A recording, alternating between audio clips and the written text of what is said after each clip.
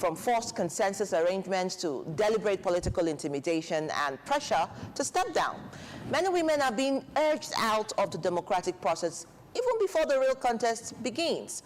At a time where Nigeria continues to debate the special seat reserved for women's bill, the urgent need for inclusive governance, this one, of course, makes us to ask, is this the political climate the 10th Parliament intends to nurture? What does this mean for the future of women's political participation? And ultimately, what will Nigeria's parliament look like come 2027? But perhaps the bigger question is this: is there still a window to remedy this exclusion? And if so, what must political parties, institutions, and citizens do differently from now?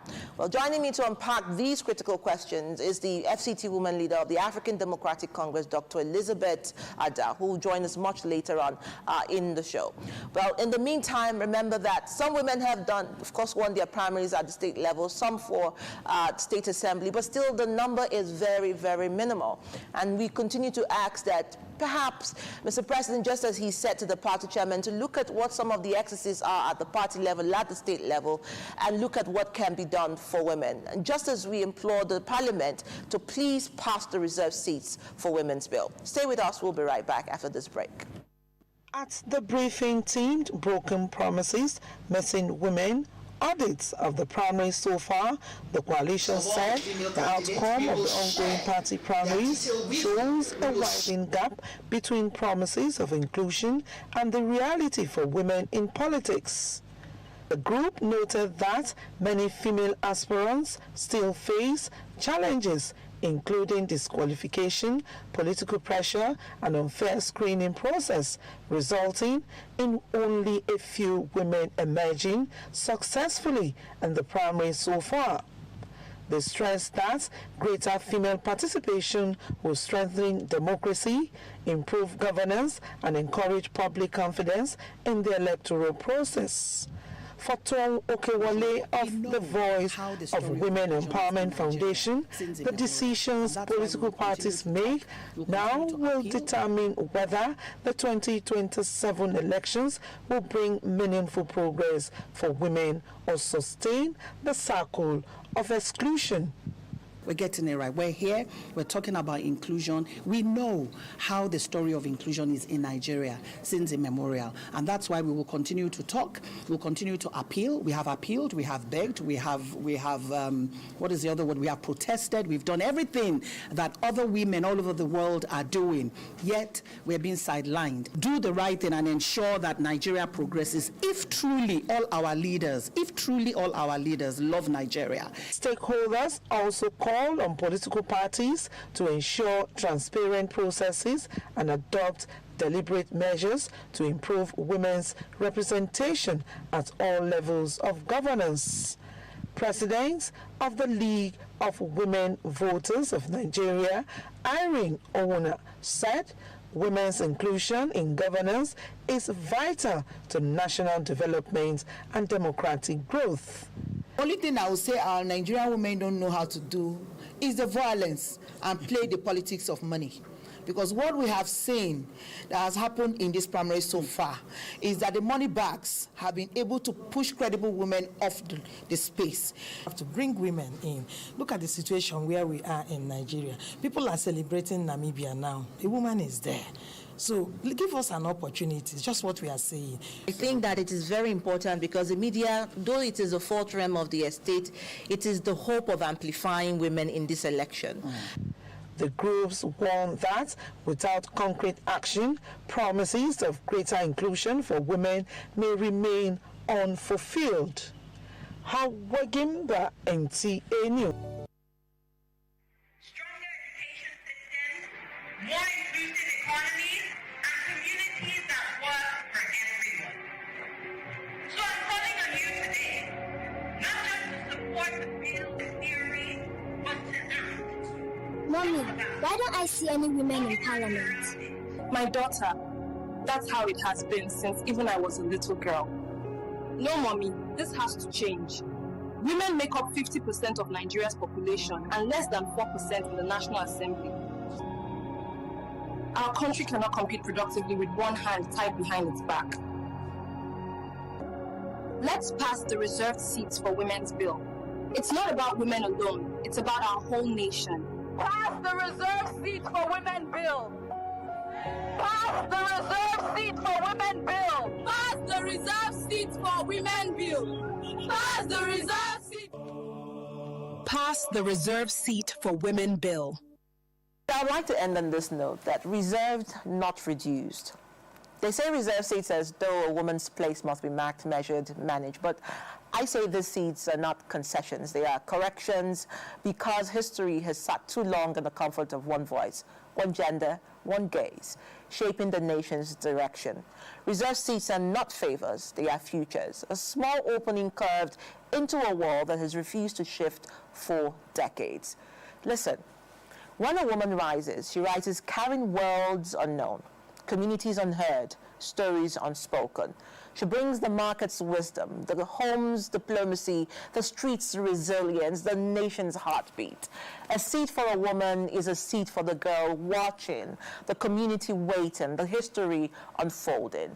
And if democracy means all of us, then representation must look like all of us. So, keep your doubts, your whispers, your fears, disguised as analysis. These seats are reserved not because women are less, but because the system gave them even less space to begin with. Give her the seat and watch her turn it into a table, a platform, a pathway, a promise. Reserved seats are not the end. They are the beginning of the democracy we were always meant to build. My name is Adora Sidney Jack. Thank you for staying with us. See you again next week.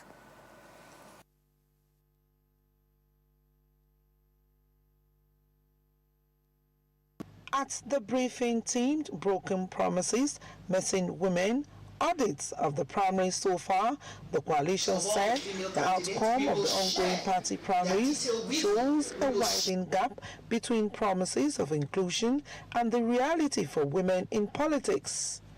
The group noted that many female aspirants still face challenges, including disqualification, political pressure, and unfair screening process, resulting in only a few women emerging successfully in the primaries so far.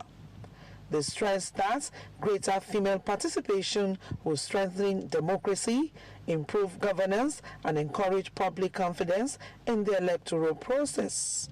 For Tom Okewale of the Voice of Women Empowerment Foundation, the decisions political parties make now will determine whether the 2027 elections will bring meaningful progress for women or sustain the circle of exclusion.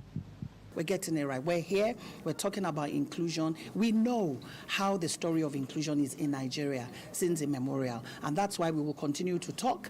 We'll continue to appeal. We have appealed. We have begged. We have what is the other word? We have protested. We've done everything that other women all over the world are doing. Yet, we're being sidelined. Do the right thing and ensure that Nigeria progresses if truly all our leaders love Nigeria. Stakeholders also call on political parties to ensure transparent processes and adopt deliberate measures to improve women's representation at all levels of governance. President of the League of Women Voters of Nigeria, Irene Owuna, said women's inclusion in governance is vital to national development and democratic growth. Only thing I would say our Nigerian women don't know how to do is the violence and play the politics of money. Because what we have seen that has happened in this primary so far is that the money bags have been able to push credible women off the space. We have to bring women in. Look at the situation where we are in Nigeria. People are celebrating Namibia now. A woman is there. So give us an opportunity. It's just what we are saying. I think that it is very important because the media, though it is the fourth realm of the estate, it is the hope of amplifying women in this election. The groups warn that without concrete action, promises of greater inclusion for women may remain unfulfilled. Hawagimba, NTA News. Well, thank you for staying with us. And now, from that, press conference, maybe I just need to buttress something.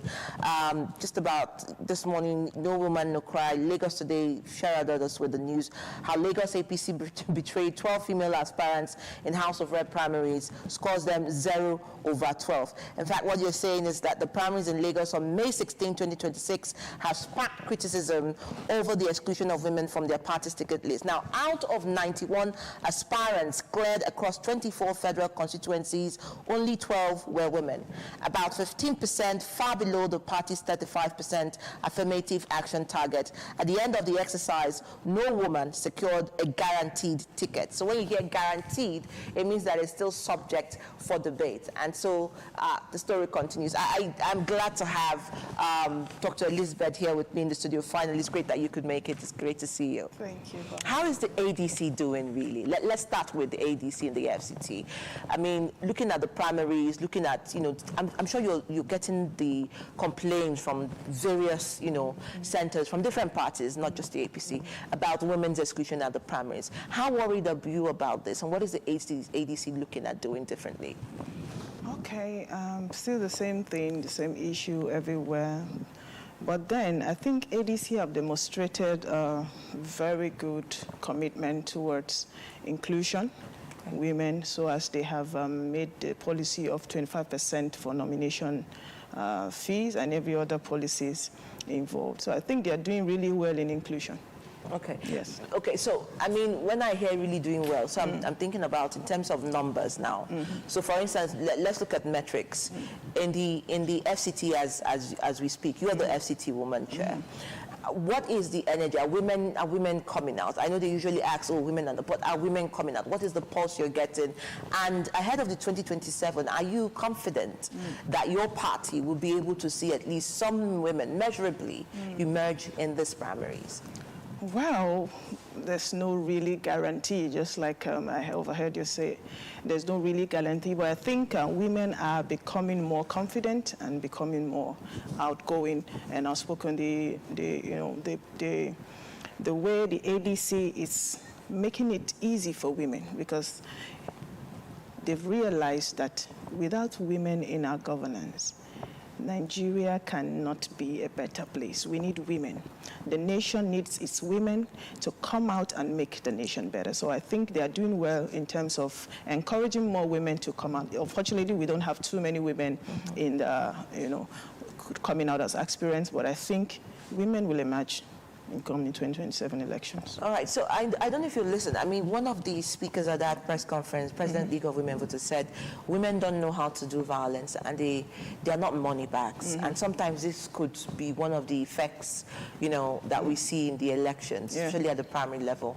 Now, how do we also begin to, perhaps sensitize from the party level that elections are not war, especially for the women who are going to get involved? Is there confidence on your side that we may also see a free and fair, transparent process, void of violence and maybe rigging? Yes, the ADC is putting measures in place to make sure that it starts from the primaries. There's credibility, there's transparency, there's security made available so women can be comfortable in coming out knowing that they are secured, they are being watched, and they're given the opportunity. There's an ongoing protest against, the violence that takes place, and then they're putting measures in place to make sure that women are secured. So I think it's a good start. It's a good start for the ADC party currently. So in terms of the mechanism, I mean, beyond woman leader, what is also the executive, or would I say the leadership, guide within the ADC? I mean, usually we would only see woman leader as the front runner of the party's executive. But how is it within the ADC? Yeah, we have other coordinators in different wards and different regions. So it's not only basically on the women leader alone. Every woman is a woman leader in her own ward. Absolutely. So I think it's a collective effort. It's not just about the leadership. Every one of us are leaders. So it's our nation. It's our election. Are young women showing interest? Not really. The societal norms and all that still makes them discouraged about coming out and all that. But we're still trying our best to encourage more women to come out. So what are those norms?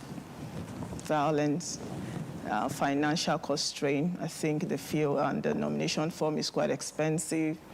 A lot of criticisms, judgmental, touts and all of that coming out to say women should not be in power, women should not be outspoken, should not be outgoing, they should remain in the house, they should take care of their homes and families, they are built for the home alone. So they shouldn't be there, that politics is a dirty game and all of that. So women should not be found in such things. But I think if we as women can encourage ourselves, vote for ourselves, encourage ourselves, stand by each other, because women vote 80% more than others. So I think if women can be confident enough to know that we are also capable, we have the capabilities, we have all it takes, we should just be given the opportunity, the platform to express what we have. So again, the men in the room, how do we also look at getting men, because it's not just the women. At a conversation earlier today, one of the speakers said, we need to make men the allies and let them be the advocates while we do the strategy. So I don't know how that's going to work in the long run, but how do you look at that, having men in the room, having them lead the charge? Because of course, you know what's happened with the reserves, it's still waiting for passage, yet it's a man that's sponsored and co-sponsored with other men and women. How is it that we're going to get men to lead this advocacy? Well, still advocating, it has to be advocating about these men. They need to believe in us. They need to see us as just way beyond what we are in the other room, in the kitchen and in the bedroom. So they need to know that we have all it takes wisdom-wise. We have all it takes in strategy, in administration. We can do better. So as we summarize on a final note, do you think that the reserve seats would create a more collaborative, environment, and more give inroad to women to participate? Some are saying that it's maybe a bit late because, of course, primaries are almost rounding up at the end of the of the month, and it may have to go to the 2031 election. However, there's also conversations that there could be consequential amendments, for the reserve seats' sake, and maybe have women, even when the vote is late, still come, just like we saw in the Electoral Act, and the passage. Do you think that it's important for us to also look at that as a measure? Yes, of course. We should, even though they feel it's late, but it's really not late. We still have a few days to end the month, and women can still emerge and come out and say, we want this, we want to get the nomination form, we want to be participants, we want to be aspirants, we want to try and see how far we can go. It's not about really the gender, as it were. It's about making sure that there's fair opportunity given to every one of us as Nigerians, not just the gender, as it were. Women are capable as well, so there shouldn't be any discrimination. So, what do we hope to see from your party? Well, 50-50, from my party, right now, we've not really have a figure, but we've had a lot of screening, and I think women are inclusive. But we don't really have a round figure, as it were, right now. At the moment. At the moment. But are you hopeful that women will emerge, both at the state level and at the national? Sure. At the state level, at the national level. But the presidential level right now, we are not sure. But I think other state levels... Why are you not sure? We're not sure because the women don't have the morale yet. We're still trying to build their confidence. Fix the one you're fixing. Their courage, from the grassroots level to the local government and all of that. So, but we're making progress. We are. I wish you people well. I wish you all the best. Well, you've heard her. There's still conversations ongoing. Total figures are not yet necessarily out there until the final bout of the primaries. But I think, again, listening to Elizabeth, I hear one thing is that women's voice must count, and it must count from the party level. Women should also support each other and, urge each other on, and that's what's most important. And, just before we go, any message to women out there? Yes, I want to say to women out there, believe in yourself. You can do it. You are as capable as the man. God has given us equal rights, equal air to breathe on earth. So we are co-participants here on earth. We should come out at various levels to express the gifts that God has put in our inside. We have the anointing, we have the capabilities, we have the wisdom, the strategy, the management capacity to build a nation at any level. So let's be encouraged. Let's not be intimidated. Let's try and come out to showcase what we have in our inside. Thank you so much, and that's a fantastic place to nail it there. I'm sure when she said equal, I'm sure some people's head will be because when they don't like to hear the word equality. But anyway, equity will build equality, because then when we have different people, especially different genders in the room, building capacity for nation building, we see development and democracy truly at work. Well, thank you so much, Dr. Elizabeth Ada, and she's also an apostle and a minister of God. You just heard that talk about anointing, so I just needed to let that out there. My name is Adora Sidney Jack, and like I said earlier, the 10th Parliament, it is now, well, the ball is in your court, whether all of those things were just for the gimmicks and for political, propaganda or survival. You must let us know that women's voices, their matches, their conversation, their advocacy, and their lobbying did not go to waste. The next generation of girls are watching, and remember, you're both fathers, brothers, husbands, and leaders. And this is the time that legacy will really judge you, and posterity will be waiting for you. My name is Adora Sidney Jack. See you again next week. Goodbye for now. Across the nations, all around the world, women are longing to be free, no longer in the shadows, forced to stay behind, but side by side in true equality.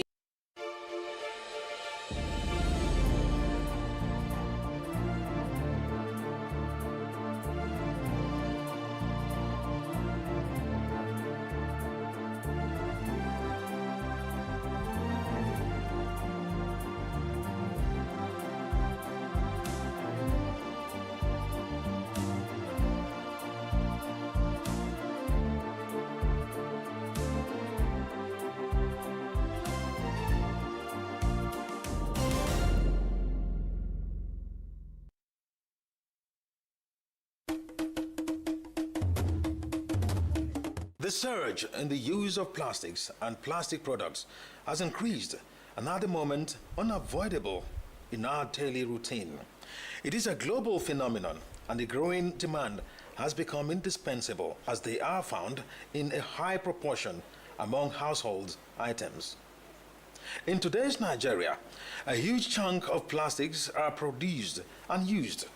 Lagos, for instance, is rated as one of the highest producers of plastics, and a greater part of it ends up as waste and environmental pollution, from littering the roads, blocking the drainage, to emitting toxic gases when exposed to heat. Certain reasons are attributed to this. Recyclers is a social enterprise. They do recycling, they turn bottles to other reusable items, and they have a way of trying to monetize anything recyclables. So all of these things are geared towards making people see the need, why they should, their approach towards recyclables, towards bottles, towards pure water sachet, towards carton should be different. It's not just it's a waste. It's not a waste. It's not waste for its asset. It's value. It's meeting needs. It's providing solution, and we need to see how we can use it to actually touch lives. Looking beyond the waste, some creative minds are taking advantage of the environmental challenge to create wealth and jobs while combating its menace. Recycling business is a very lucrative business. Yeah. So that's why we also do much of advocacy, talk to people a lot and make them see the need, why they just change their mindset and have a healthy approach towards recyclables and towards what they call waste. Not really waste, it's something of value, something that have asset, and with recycling can actually deliver the original intent of meeting needs and providing solutions to people. Why do some Nigerians take recycling as an alternative to making ends meet, despite its challenges? I see this recycling business as is business that they have profit and you can make money on it, and if you get it right, can't cure loss. This is fetching money, so I have to accept it, whether it is from the dump or not. I know I will see something out of it. For some of us that see the need, why we should begin to place value on these things, helping lives. When rain falls now, the drainages are always blocked because of these bottles. Yes, I think there was a report that said very soon that you go and you get into the ocean, you want to buy catfish, and you end up catching plastics. You end up having more plastics in the ocean than fish it itself. Maybe one day we'll go and buy fish, one day we'll just divide the fish into two. I will see microplastics in the belly of the fish. Why? Because of plastics in the ocean. As tedious as it is, women are not left out. They are seen engaging themselves in every aspect of it, thereby finding fulfillment in their role as helpmates. Let me call myself a housewife, because we need to support our husband. If you are expecting your husband to give you money for Maggi or salt, you are insulting yourself. Even the peace will not be in the house. The only thing is support each other. The first day I went to the dump site, I left my money. Even the goods I bought, I left them there. Reason, I said, I cannot cope in this kind of a business. I can't do it. When I go back home, because my husband said, where are the material you went to buy? I said, please, you didn't tell me this. This is the kind of business you asked me to come and begin. I cannot do it. It's better I go back to the office I'm working. I cannot cope with the business place. My husband laughed at me. That it's okay. For how long will you be building people? Come on, stop working in a company. Come and build your life. After all, work for yourself. No matter what you take as a genuine job, be passionate, get fulfilled, and dignified. Even as messy as the job may be, look beyond people's opinion. Be proud of what you do. As it is said, there is always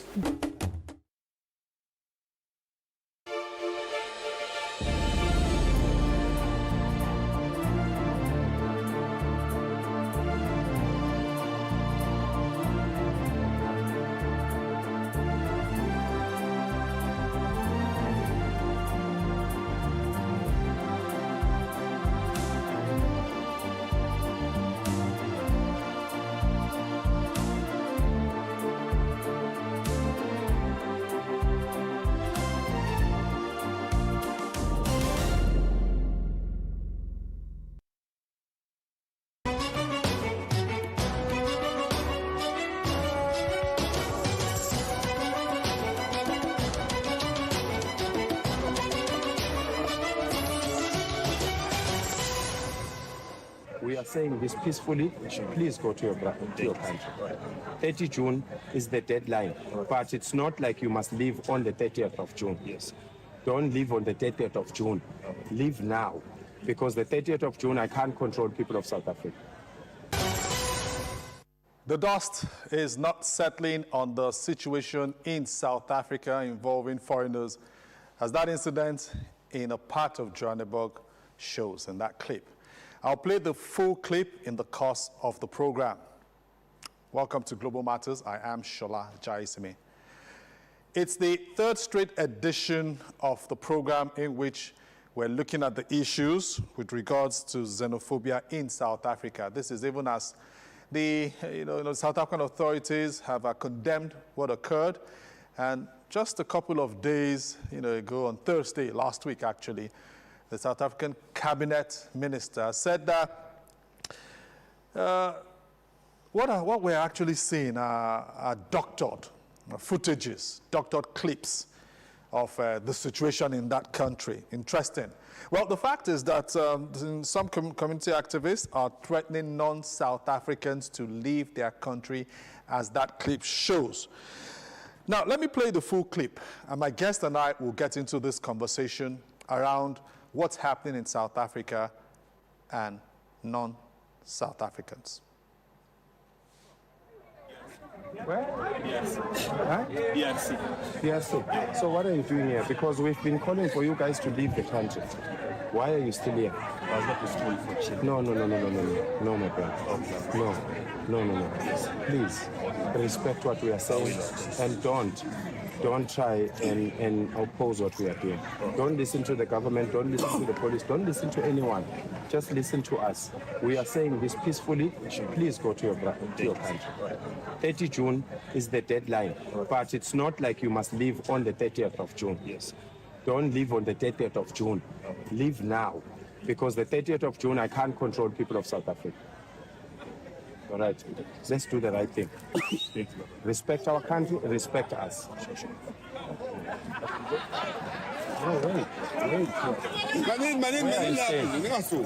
You sit down here. Yeah. What were you doing here?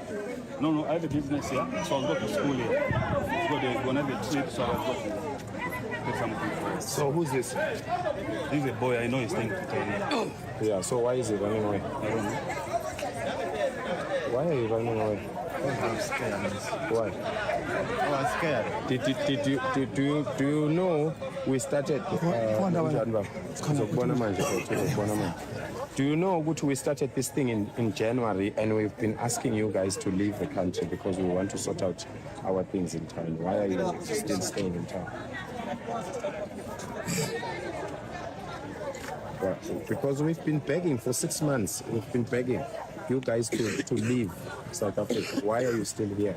And then when you see us, you are running. So you are running. Where are you coming from? I'm from Uganda. So as you were running to Uganda. Where were you running to? Don't do this. No problem. You understand? The fight is not about you. Yeah, the fight is about correcting the systems and fixing our country. So we don't want to have a problem with you. Just please go. Yes, ma'am. Yes. And what are you doing in town? just cooking food. Phones.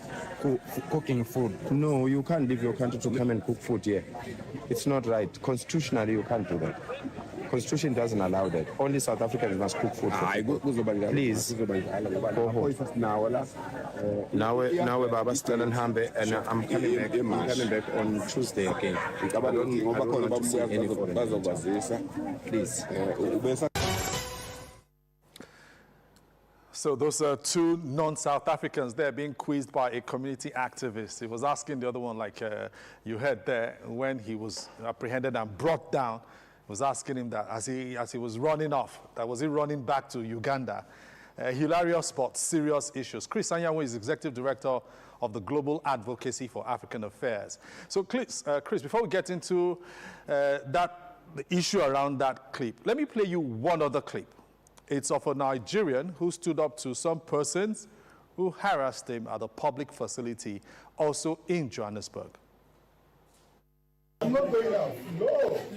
I'm paying tax in this country. For which country? This country for 21 years. My business registration is 2 paying taxes. Yeah, so why are you telling me not to be here? Why? Why are you telling me? Yeah? I'm a South African. I got my ID with me.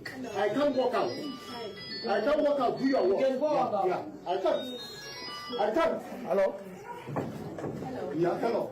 South Africa got 100 and something companies in Nigeria. 100. They are using our hospital. You don't talk rubbish. They are using it for free. What I pay? Yeah. Sorry. What kind of stupid, wicked people are here? Killing people in the hospital.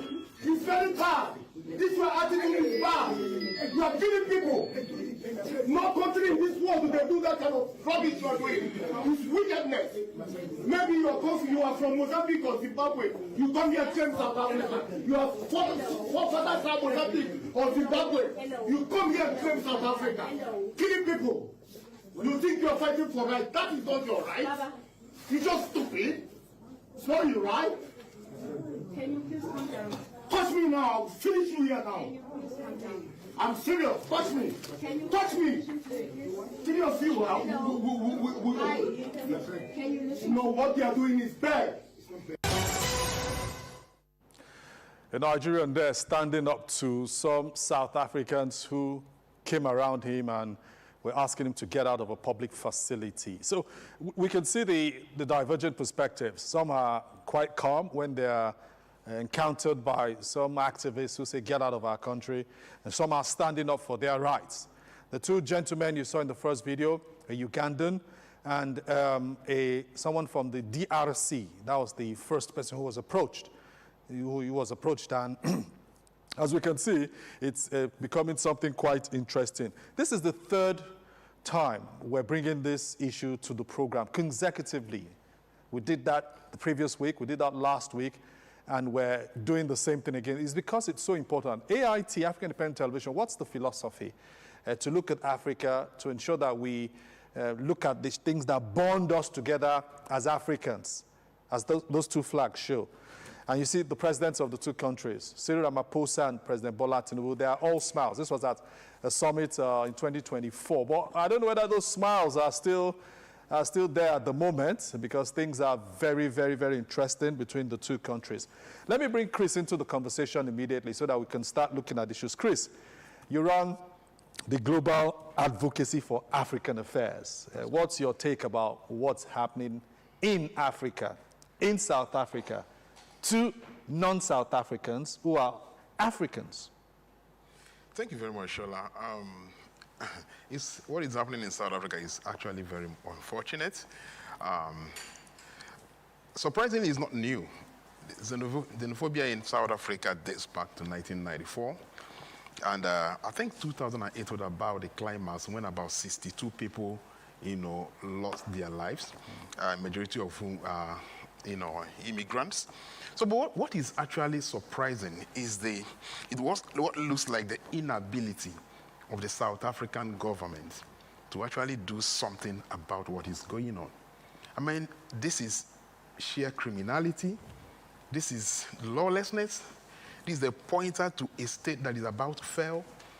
And I believe the government is benefiting from, the government of South Africa is benefiting from it because... Why do you say that? And I will tell you. Why do you say that? Well, I will tell you, Shola. You see, the South African government has failed its citizens. And the citizens are meting out their angers to the wrong persons. They are talking about their jobs being taken away. They are talking about insecurity in the country. They are talking about people enjoying what they are supposed to enjoy in South Africa. Why do you blame the people for all of that? I mean, presently in South Africa, unemployment is about 43%, over 43%. Is that, is citizens the reason why unemployment is that high? You mean immigrants? Immigrants, are they the reasons why such unemployment figure is so high? Yeah, but the South Africans are saying, look, you this non-immigrants, you this immigrants, you're taking our jobs. And the accusation against non-nationals is that when they come in, probably a job that could be done for, let's say, 40 rand per hour, an immigrant will say, okay, give me 10, give me 15, I'll get it done. Shola, unemployment everywhere in the world is a symptom of a struggling economy. It has nothing to, it's on record that United States of America has the highest number of immigrants, particularly from Africans.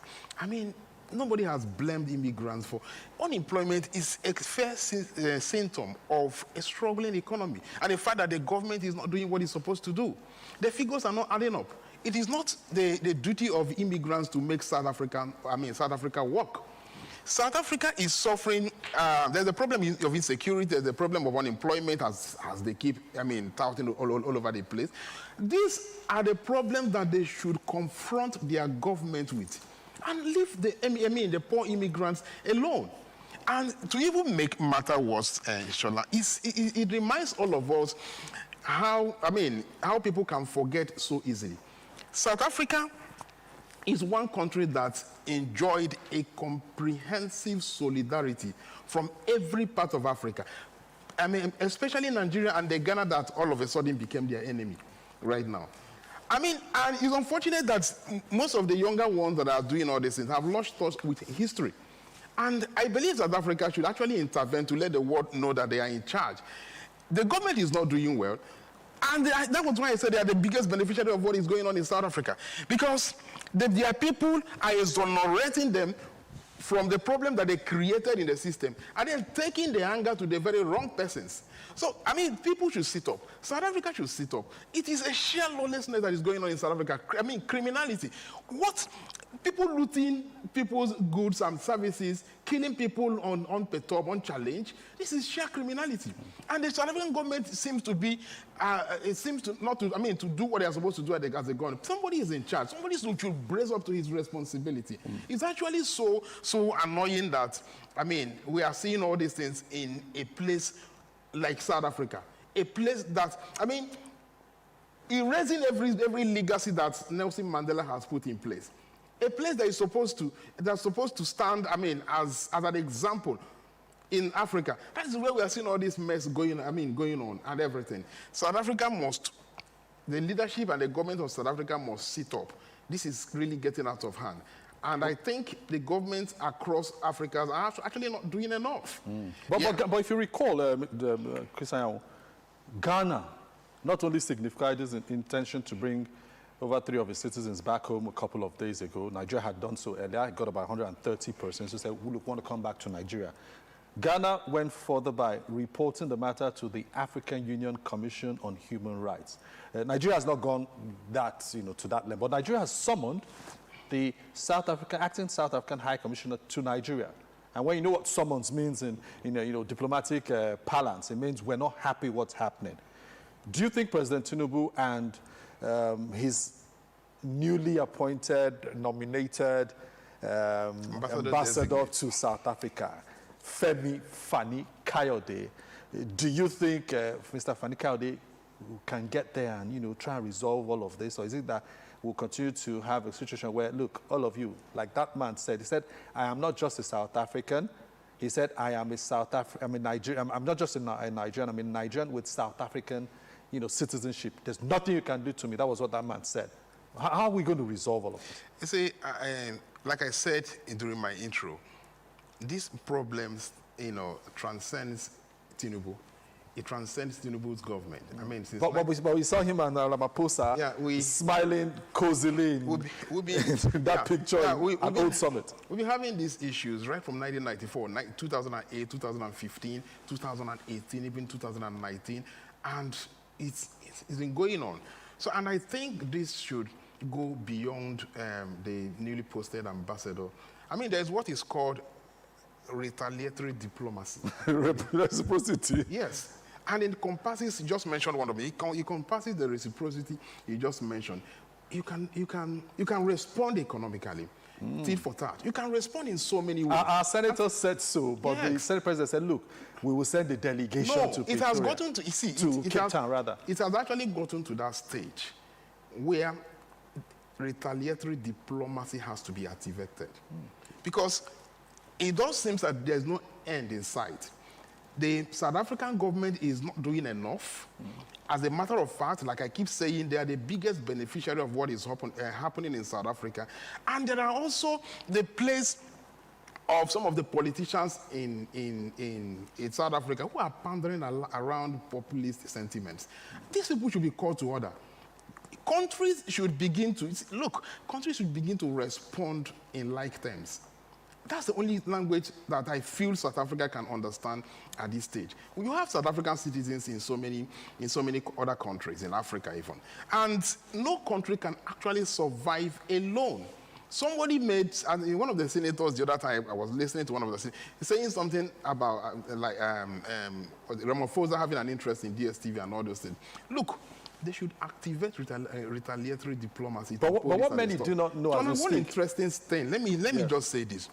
I was listening to a trending video this morning shared by the second richest man here, Mr. Rabiu, Abu Samad Rabiu.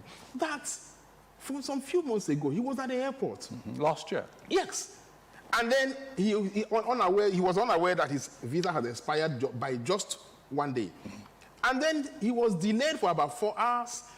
And then while sitting and waiting for the whole thing to be resolved, he was seeing about 3 international flights arrived at the airport, and all of them was getting free, seamless, undisturbed entry into South Africa. But does Mr. Abdul Samad Rabiu's visa expiry scenario, does that mean the South Africans should waive it and allow him get into South Africa if his visa had expired a day before? Will he get an entry in Europe if his visa had expired a day before he arrived? The point I'm making, Shola, is that Africa must do better.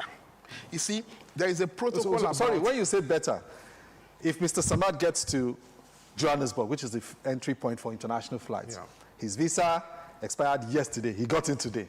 Should the immigration allow him to enter South Africa? Here is my point, Shola. This has nothing so that we do not just, this has nothing to do with Mr. Sam. I'm talking about a larger problem in Africa. Africa, there is a protocol on free movement of people on the table. that has never been ratified. That's the point. Good. So these are the part of the problems we are having around here. And I think AU should do more. Our leaders must do more. Shola, you visit Europe. You see what happened in Europe. You know, from one country to another. In fact, I was so embarrassed one day. I was moving from France to Vienna, my very first time. And I stopped at the airport and I was looking at the immigration. I forgot myself completely. Only for someone to tap my back and say, look, you are in Europe. Didn't you just arrive from Paris? And I was that was when I realized.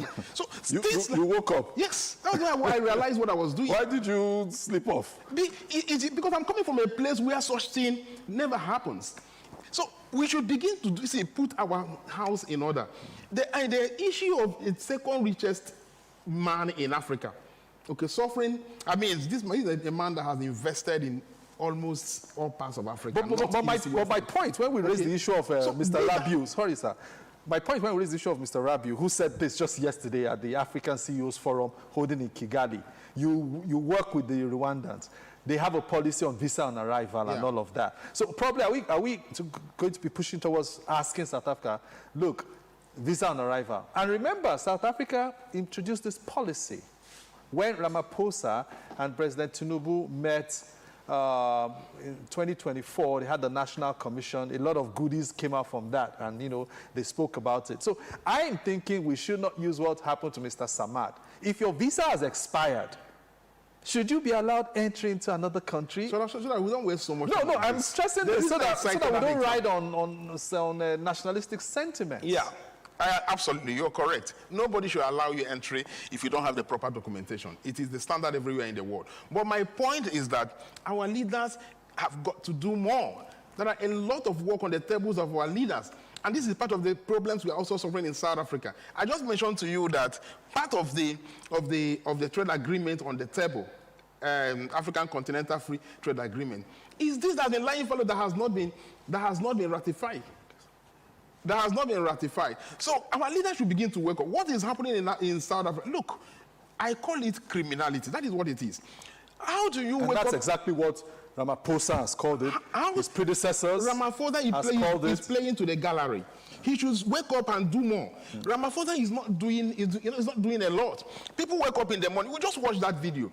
People taking laws into their hand. I mean, this is a sign of a failing state. Going to loot people's property, taking laws into their hands. In 2060-something people were killed. Up to today, they've not gotten justice. This has been a real of that 60-something people who were killed, 28 were actually South African. Yes, I said majority were immigrants. I said that. So, but they need to get justice. And because nobody has, we are not aware that anybody has been punished. That is why these things keep repeating. So this is 2026. Yeah. We are talking about since 1994. This is 2026. So this transcend is beyond the ambassador you just mentioned that is in South Africa. This is government. This is countries must sit up and agree that, look, if this should continue, so things, and part of my recommendation, like I said, must be retaliatory diplomacy, which encompasses a lot of things. With the look on Mr. Fani Kayode's face in that clip, which my production colleague put up there, I know he may not be going there to bite immediately in Pretoria, but Mr. Fani Kayode, I'm sure, will be going there to tell the South African Foreign Ministry, International Cooperation, as it's called, that, look, you need to get something done, South African authorities, so that you can simmer on all of this. Your parting shot on this. We've been talking about this in the last 3 weeks. Your parting shot. And my hope is that next week's edition, we will have moved on to something else. But because it's a center point of African Independent Television's philosophy, to look at Africa, that's why we've been on it. Your closing shot. This is a stand on the African solidarity that even our forefathers have been preaching for years. I mean, this got to stop. It is one thing. It is one crime too many, and this is not insurmountable. The government of South Africa must wake up. Like I said, so if the Nigerian government should not wake up. No. It's happening in South Africa, not in Nigeria. No, but like you said, yes. I also mentioned, and we all know, Nigeria summoned the Acting High Commissioner. Is that how it should end? Chola, the duty of every government first is to protect lives and property. South Africa is not doing that. People are dying. People are losing their livelihood. First, the responsibility is on the doorstep of South Africa to do something. When they keep failing, there are other countries whose citizens are victims can retaliate in several ways. And I've just made few suggestions here. So, first of all, South Africa must, as a matter of priority, wake up. This is not politics. This is a very dirty politics. And the people that have been, shouldered, the people that have been covered, I've had some of the, politicians in South Africa and public servants in South Africa, supporting this, calling people to attack people and all those things. Those people must be arrested. Those people must be shown, you should stop scapegoating the innocent people who have come to earn livelihood innocently, obeying your laws, paying their taxes. Go to where the problem is. Scapegoat your leaders so that the people causing problems. They're not giving you jobs. They're not giving you security. They're not doing anything for you. And you're scapegoating the wrong people. You're fighting the wrong people. And the foreigners who are also engaged in criminal activities should be made to answer questions of the law. There is criminality everywhere. Wherever there is criminality, the law must take its course. Okay. But you don't just make out things that people have no business to do on innocent people. So that's just first criminality, bring them to book and everything. But first and most importantly, the South African government must sit up. Chris Ayawu, the Executive Director of the Global Advocacy for African Affairs, your thoughts on this issue of the xenophobic issues in South Africa. Thank you for coming on the program. Thank you, Shola. And I appreciate you for watching as well. It's something we've been trending on because of its importance. Africans must unite. Those are the kind of songs we've heard some of those who have done albums and all of that tell us that we need to unite. Let the unity flow. I am Shola Jaisimi. I thank you for watching this edition of Global Matters. Have a lovely evening.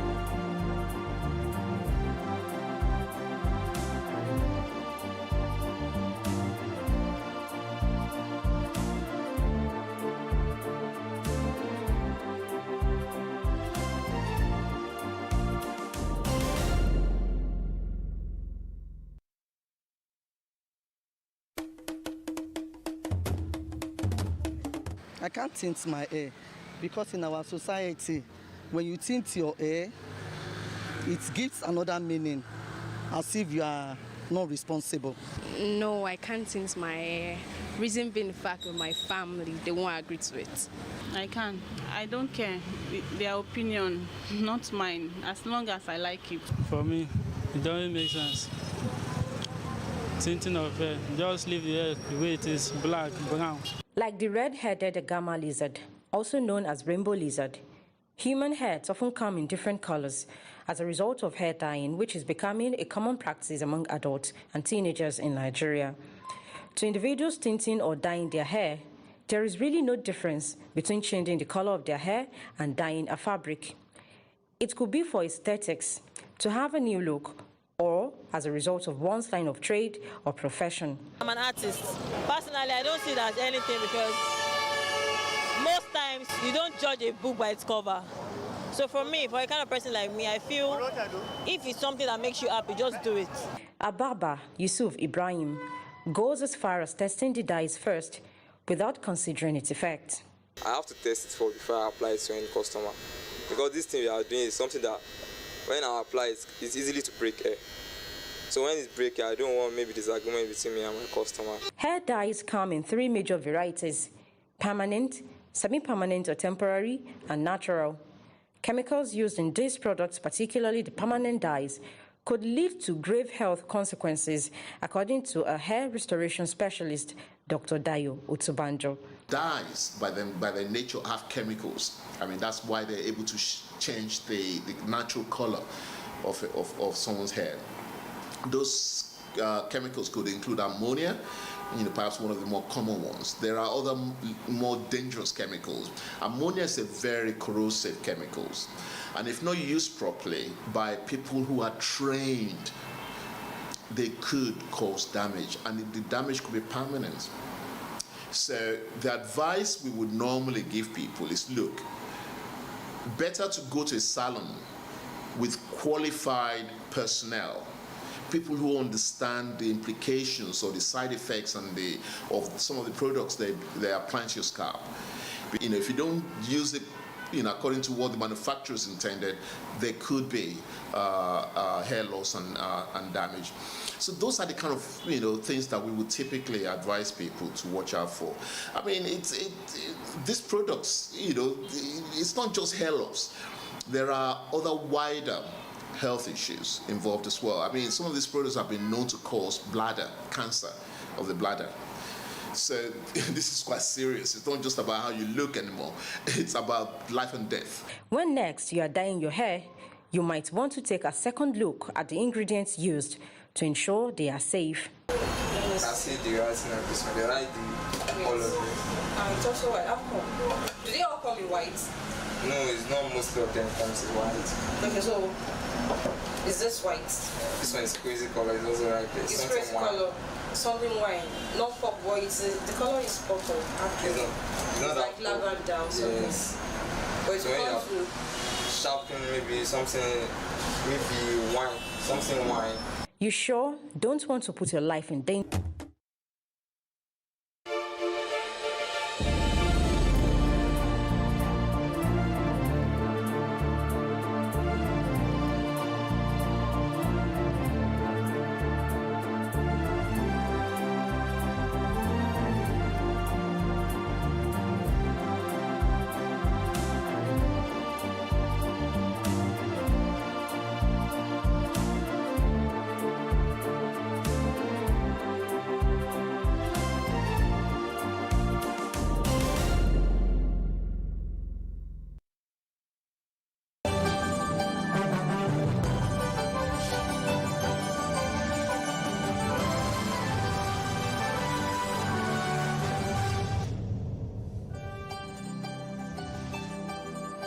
At least 24 killed in 2 separate attacks along Honduras coast.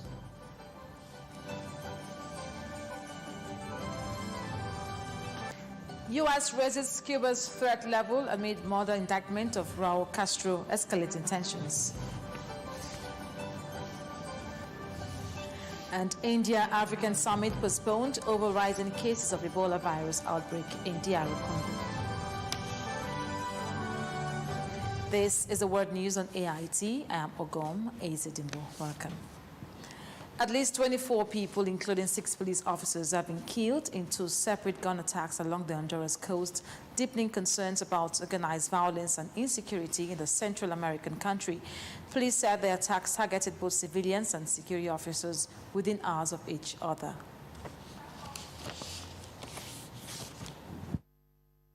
The first attack occurred at a ranch in Trujillo, where gunmen opened fire on workers, killing at least 10 people.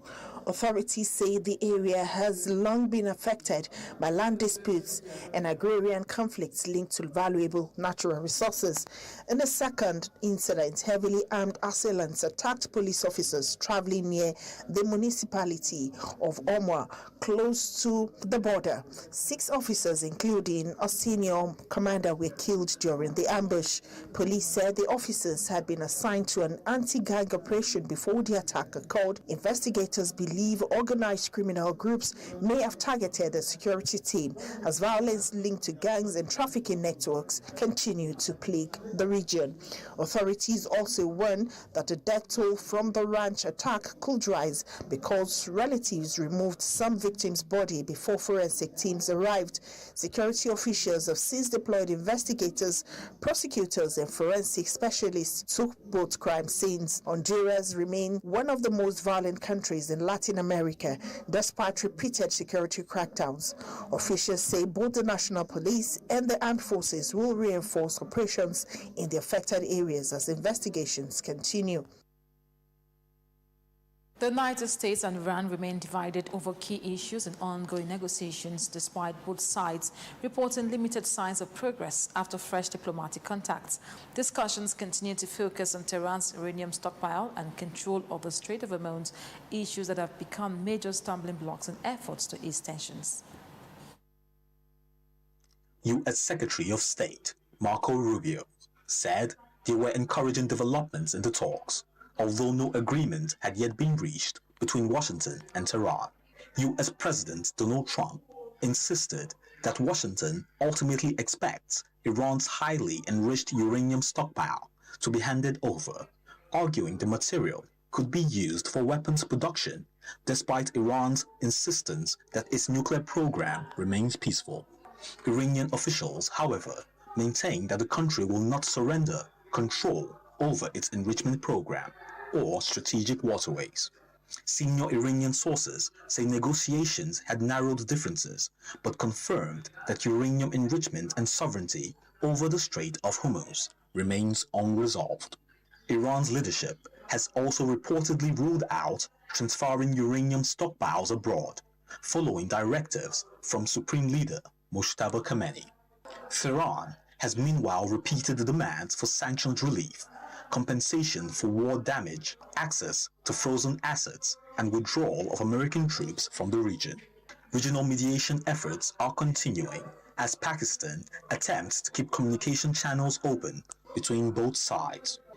Analysts say the uncertainty surrounding the negotiations is contributing to economic instability, as President Trump also faces growing domestic scrutiny ahead of upcoming midterm elections. Republican leaders in the U.S. House of Representatives apparently canceled a planned vote on legislation aimed at limiting military actions against Iran without congressional approval. The move came only days after the Senate advanced a similar measure in a rare bipartisan rebuke of President Donald Trump. The House resolution sought to require the president to obtain authorization from Congress before continuing military operations tied to the conflict with Iran. Lawmakers had been expected to vote shortly before departing Washington for the Memorial Day recess. Democrats claimed Republican leadership withdrew the measure because support for it had grown stronger than expected. Representative Greg Remix says supporters believe they had enough votes to pass the resolution due to possible Republican defections and absences within the narrowly divided chamber. Congressional critics of the war effort argue the Constitution gives lawmakers, not the president, the authority to declare war. They have raised concerns that the United States may be drifting into a prolonged conflict without a clearly defined strategy or public debate. The White House and most Republicans insist Trump acted within his powers as commander-in-chief by authorizing limited military operations against what officials describe as imminent threats. Supporters also argue the actions were necessary to protect American interests and regional security. The cancelled House vote followed a Senate procedural vote earlier this week, in which 4 Republicans joined most Democrats in advancing a separate war powers resolution. The growing divide signals rising debate within Congress over presidential authority and the scope of U.S. involvement in the escalating Iran conflict. President Donald Trump has announced that the United States will deploy an additional 5,000 troops to Poland, reinforcing Washington's military presence in Eastern Europe. The decision marks a significant shift after earlier suggestions that American troop numbers in Europe could be reduced. Trump links the deployment directly to his relationship with Poland's newly elected conservative president, Karol Nawrocki. In a social media statement, he praised Nawrocki's election victory and described Poland as a trusted ally deserving stronger military cooperation. The announcement came shortly after Vice President J.D. Vance confirmed that a planned troop deployment had been delayed during a broader review of America's military commitment across Europe. The White House had previously urged NATO members to take greater responsibility for continental defense. Trump had openly supported Nawrocki during Poland's election campaign and hosted him at the White House before the vote. Naroki eventually defeated the candidates backed by Polish Prime Minister Donald Tusk and his pro-European coalition. The American presidents later met Naroki again in Washington, where both leaders discussed expanding defense cooperation. Trump indicated at the time that Poland could receive additional American military support because of its strategic importance with NATO. The latest troop deployment is expected to strengthen NATO's eastern flank amid continuous tensions involving Russia and European security. Analysts said the move also signals Trump's preference for working closely with nationalist conservative governments across Europe. Demonstrators gathered outside the newly expanded American diplomatic mission in Greenland as tensions continue over President Donald Trump's ambitions for greater U.S. influence on the Arctic island. Protesters waved Greenlandic flags and carried signs rejecting any attempt at American control. The United States officially opened a larger consulate in downtown Nuuk, replacing a smaller office previously located on the outskirts of the city. American officials described the new facility as an important step towards strengthening diplomatic engagement in Greenland. Several Greenlandic political leaders, including Prime Minister Jens Frederik Nielsen, declined invitations to attend the opening ceremony. Their absence reflected growing discomfort within Greenland over Washington's increasing focus on the strategically important territory. Crowds outside the consulate chanted slogans insisting Greenland belongs to its own people and is not for sale. The protest followed renewed debate after the White House earlier explored options for expanding U.S. control over the island, including discussions involving possible military measures before talks shifted toward diplomacy. Greenland's government recently stated progress had been made in discussions with the United States while reaffirming the territory's rights to determine its own future. Officials have repeatedly stressed that the semi-autonomous Danish territory will never agree to annexation. American diplomats attempted to ease tensions during the opening ceremony by emphasizing partnership and cooperation with Greenland. U.S. Ambassador Kenneth Howry said Washington would continue supporting Greenland regardless of whatever future its people ultimately choose for themselves. The United States has imposed sanctions on 9 individuals accused of supporting Hezbollah and obstructing efforts aimed at stabilizing Lebanon. The sanctions target members of parliament, security officials, and individuals Washington says helped strengthen Hezbollah's political and military influence. According to the U.S. Treasury Department, the measures are intended to disrupt networks accused of undermining Lebanese sovereignty and blocking attempts to disarm Hezbollah. American officials say those sanctions include Hezbollah lawmakers, senior movement figures, and officials linked to Lebanon's security institutions. Among those named are Lebanese parliamentarian Nizam Medini Fadlaha and Hezbollah Executive Council member Mohammed Abdel. Iranian diplomat Mohammad Reza Shebani was also sanctioned alongside security figures connected to the Amal movement. The United States additionally accused some Lebanese security officials of sharing intelligence with Hezbollah over the past year. Washington also announced a reward of up to $10 million for information capable of disrupting the group's financial operations worldwide.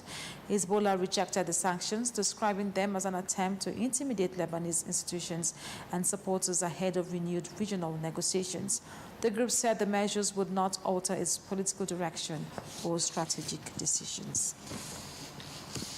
International criticism is mounting after Israeli National Security Minister Itamar Ben-Gvir released a video mocking Gaza flotilla activists detained by Israeli forces. The footage showed activists pinned to the ground and restrained after the aid vessel was intercepted in international waters. Several Western governments condemned the treatment of the activists, with some countries across Europe summoning Israeli ambassadors in protest. Britain, France, Italy, and Spain all criticized the video, while Poland's foreign minister called for Ben-Gvir to be barred from entering the country. The activists had attempted to deliver humanitarian aid to Gaza before Israeli naval forces intercepted the vessel earlier on Wednesday. Israel later deported all detainees, although some activists alleged they suffered beatings taser attacks, and other forms of abuse while in custody. Israeli rights group Adalah said lawyers documented reports of injuries, prolonged stress positions, and sexual humiliation during the detention. Israeli prison authorities have denied the accusations, insisting all detainees were treated lawfully and received proper medical care. Prime Minister Benjamin Netanyahu also distanced himself from Ben-Gvir's conduct, saying the minister's behavior did not reflect Israel's values. Human rights officials at the United Nations have called for accountability if abuse claims are proven.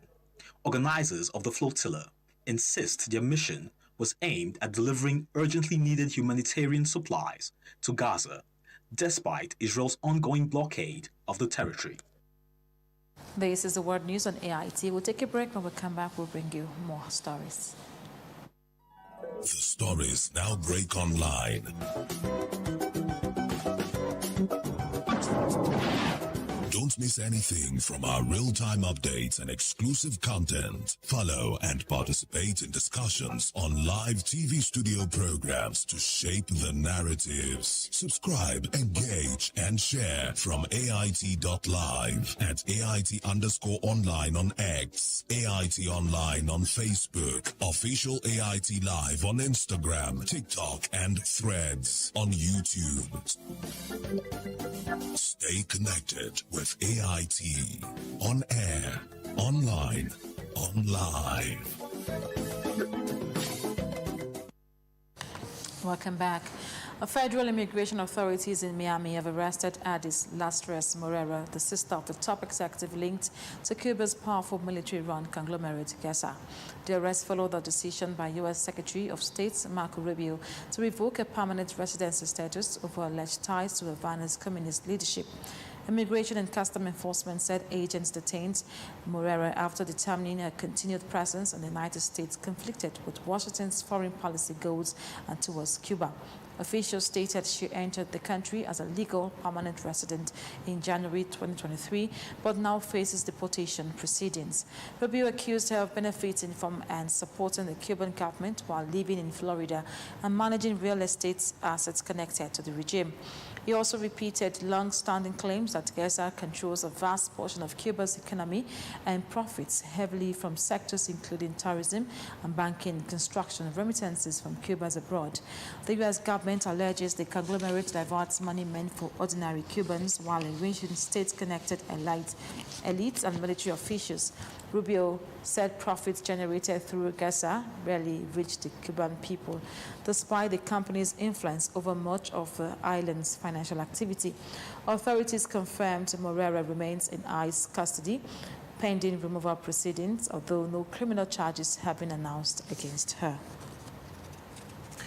The United States has intensified pressure on Cuba after Secretary of State declared that Havana poses a national security threat to America. The remarks followed the indictment of former Cuban leader Raul Castro over the 1996 shooting down of 2 civilian aircraft carrying U.S. nationals. Rubio said Washington still preferred diplomacy, but warned that peaceful engagement with Cuba remained unlikely under the current leadership. He also accused Havana of supporting terrorism across the region, allegations strongly rejected by Cuban officials. Foreign Minister Bruno Rodriguez accused the United States of spreading falsehood and attempting to provoke aggression against the island.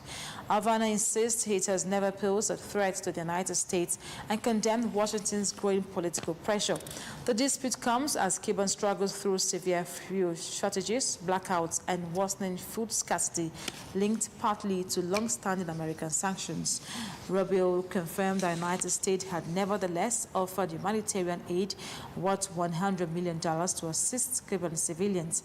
President Donald Trump suggested his administration could achieve major political change in Cuba after decades of failed American policy. He described the country as a failed state and argued that Cuban Americans wanted to help rebuild the country. Thousands of mourners gathered in San Diego to honor 3 men killed while trying to stop a deadly attack at the city's largest mosque earlier this week. The emotional funeral ceremony drew community leaders, police officers, and worshippers from across the United States. The Islamic funeral prayer, known as Jamaz, was held beneath a white canopy as the bodies of Amin Abdullah, Mansour Kazir, and Nadir Awad rested side by side. Many in attendance described the victims as heroes who acted courageously to protect others during the shooting. Police said the attack began Monday morning when two teenage suspects opened fire at the Islamic Center of San Diego during school hours. Abdullah, who worked as a mosque security guard, reportedly exchanged gunfire with the attackers and used his radio to order an immediate lockdown.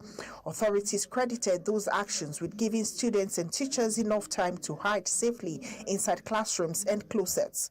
Awad and Keziha rushed towards the danger after hearing the shooting, but all three men later died from their injuries.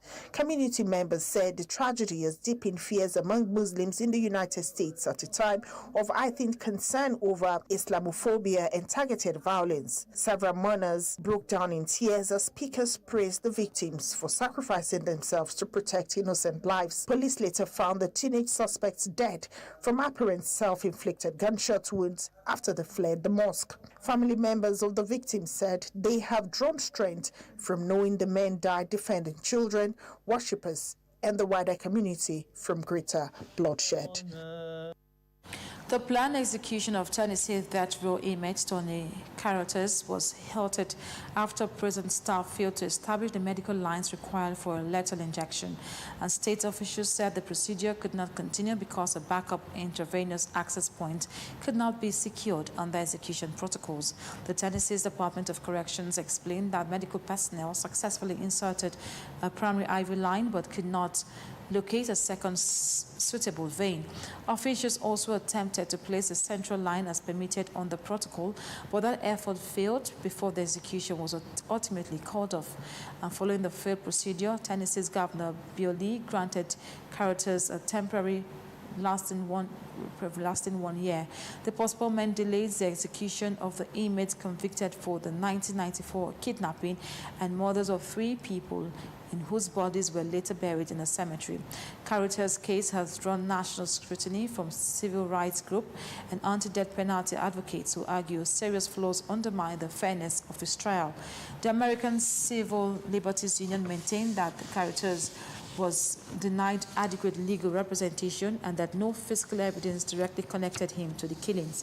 Advocates have also questioned the reliability of witness testimony presented during the trial, saying some informants later withdrew or contradicted their statement. Goldman Sachs has agreed to pay $50 million to settle a shareholder lawsuit tied to its involvement with Malaysia's scandal-ridden sovereign wealth fund. The settlement resolves claims that the bank misled investors about its role in transactions linked to one of the world's largest financial corruption cases.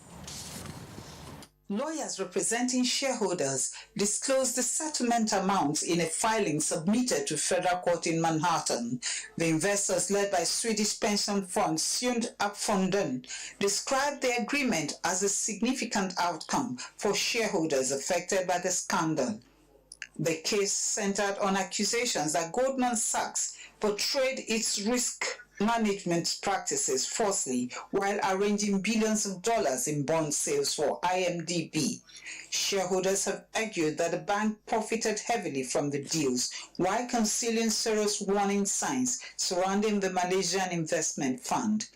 Authorities in the United States and Malaysia have alleged that roughly $4.5 billion was siphoned from IMDb through offshore accounts and shell companies connected to financier Zhou Lu.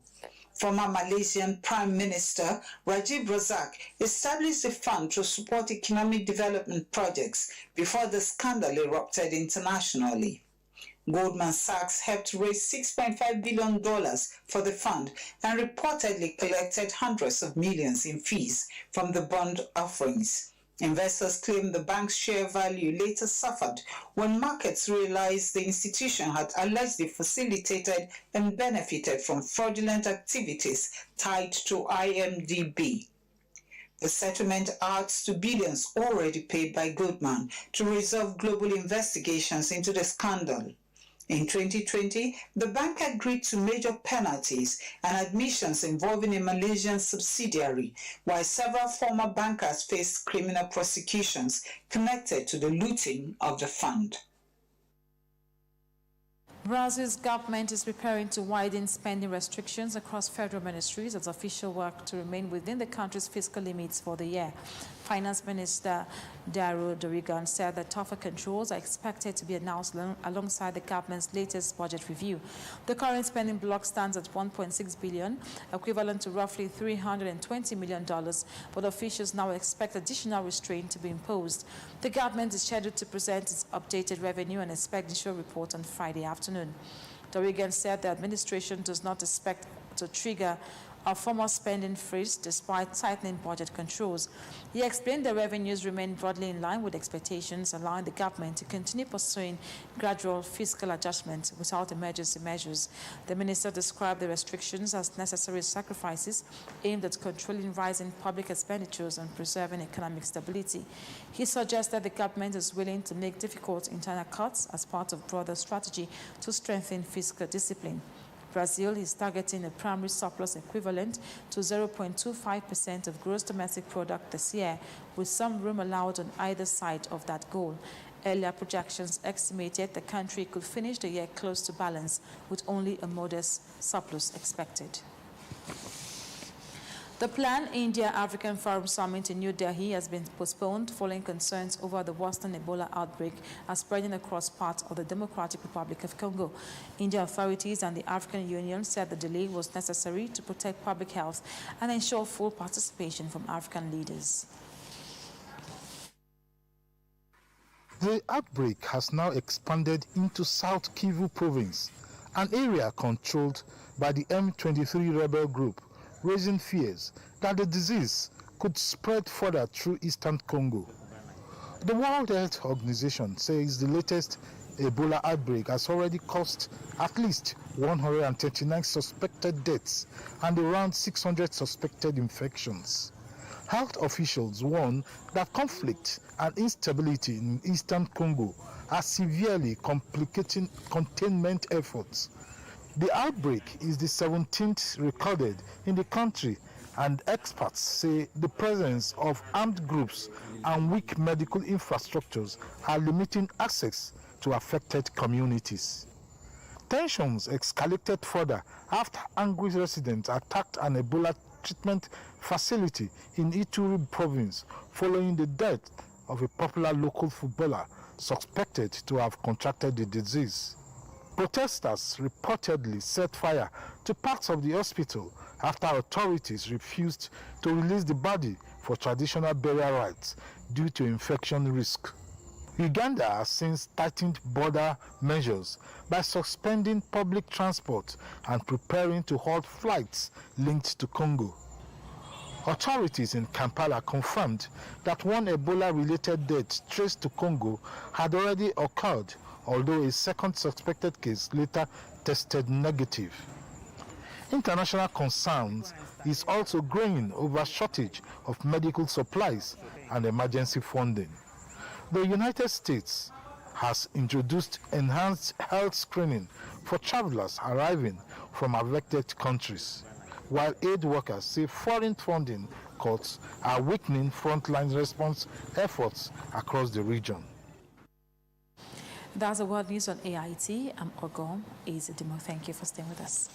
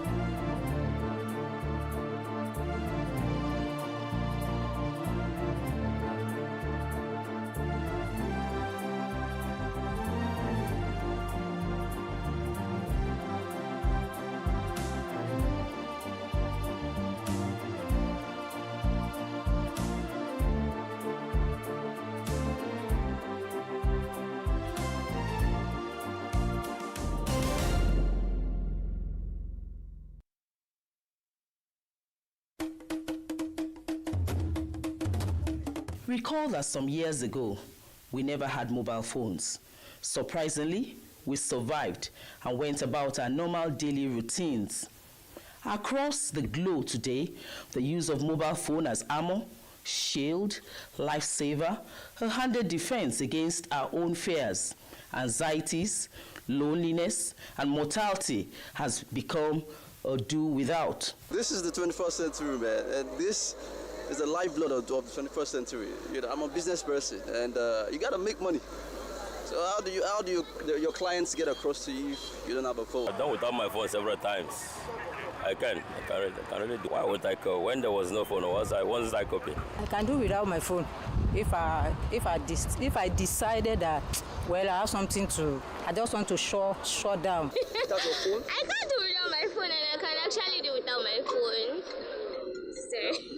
Because I sell online, so it's not possible for me not to always be online. I have to always be online because my customers can just chat me up. Yeah, of course. I've had situations where I have to, drop my phone or be without it for probably 2-3 days. I'm not really internet crazy.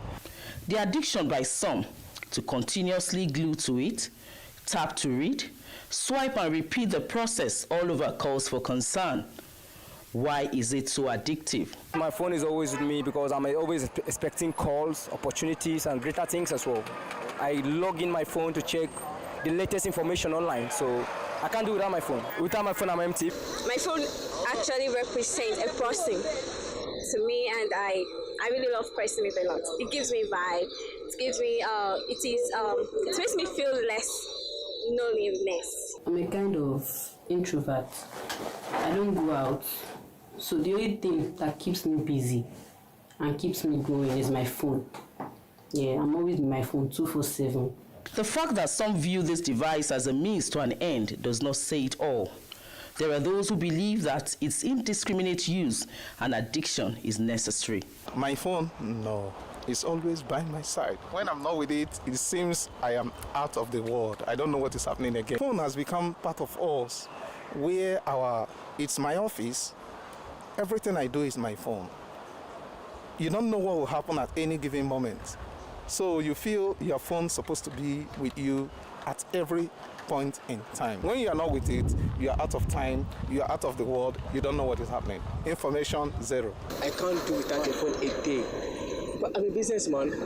Like now, my customer, they may need a shoe that is very okay for me. So they may tell me that, okay, I should send this to WhatsApp or to Facebook.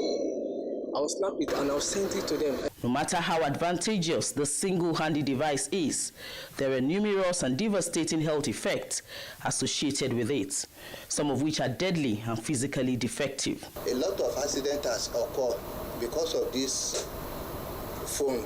When the vehicle is coming or the Okada is coming, they don't even aware it's because of this phone. As a result, a lot of life has been lost. It has caused a lot of damages to the hair because some people, they always put it on the high volume when they are using it. As a result, there is a lot.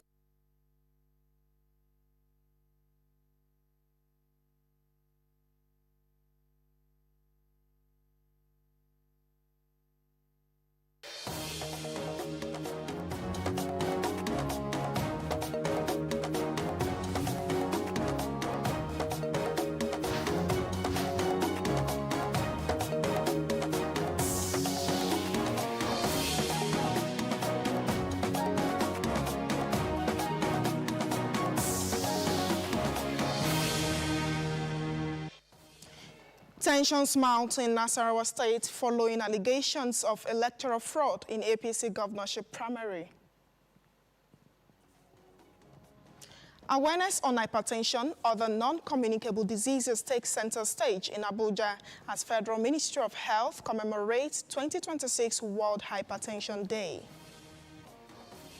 And women rights advocates distribute sermon guide to imams to promote rights of women and girls in Islam. This is Abuja Report on AIT. I am Aicheda Majakodomi. Welcome. We begin the news from political matters, and tensions is mounting in Nasarawa State following allegation of electoral fraud in the APC governorship primary. The campaign organization of retired Inspector General of Police Muhammad Adamu is accusing top government officials of trying to hijack the process. Nasarawa State is one of the APC states where the outgoing governor has openly declared support for a preferred candidate.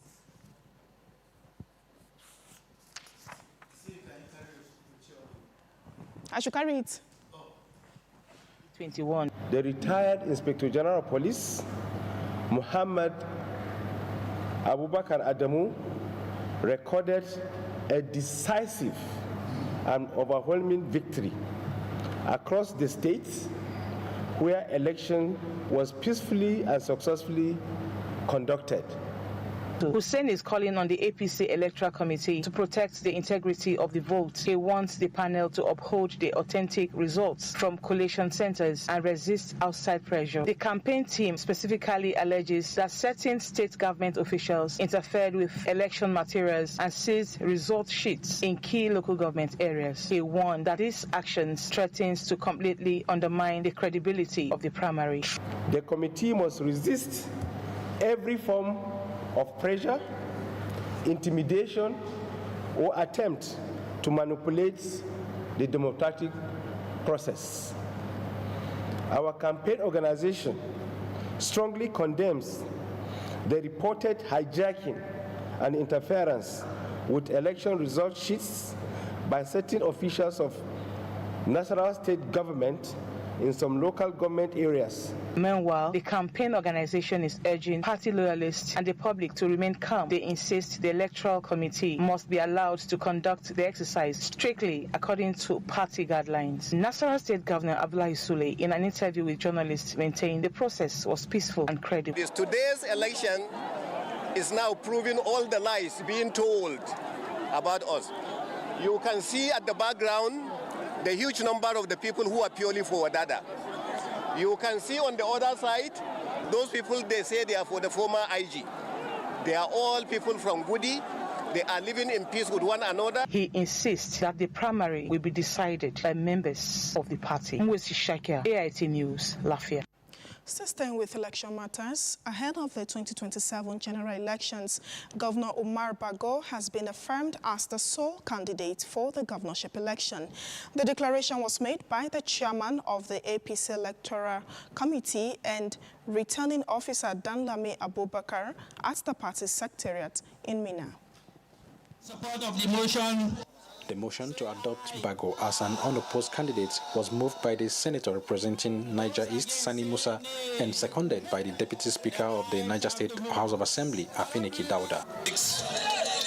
Do hereby move that His Excellency, the former Governor Umaru Muhammad Bago, be adopted as the consensus and sole candidate for the governorship primaries of APC Niger State. That our performing governor, His Excellency Mohammed Bago, be adopted as the consensus candidate for the Niger State APC governorship primaries. I so second. Bago appreciated APC members in the state for adopting him as the sole candidate of the party, saying it is a demonstration of love and the bond that exists between him and the people. He also revealed that machinery for reconciliation has been set up and he will lead the team to reconcile all aggrieved members to ensure a stronger party going into the 2027 general elections. A lot will have to be done to pacify, to talk to the other people who lost, and the machinery for reconciliation has been set up, and the elders are already working on it. I will lead that team. We will talk to people. So Niger State is very much, very calm, and APC is in charge, and by the grace of God, we will deliver. The move to reconcile aggrieved party members is a result of the just concluded primaries, where about 4 aspirants have so far resigned from the party, citing injustices meted out to them in the name of consensus arrangements. Zachary Omale, AIT News, Mina.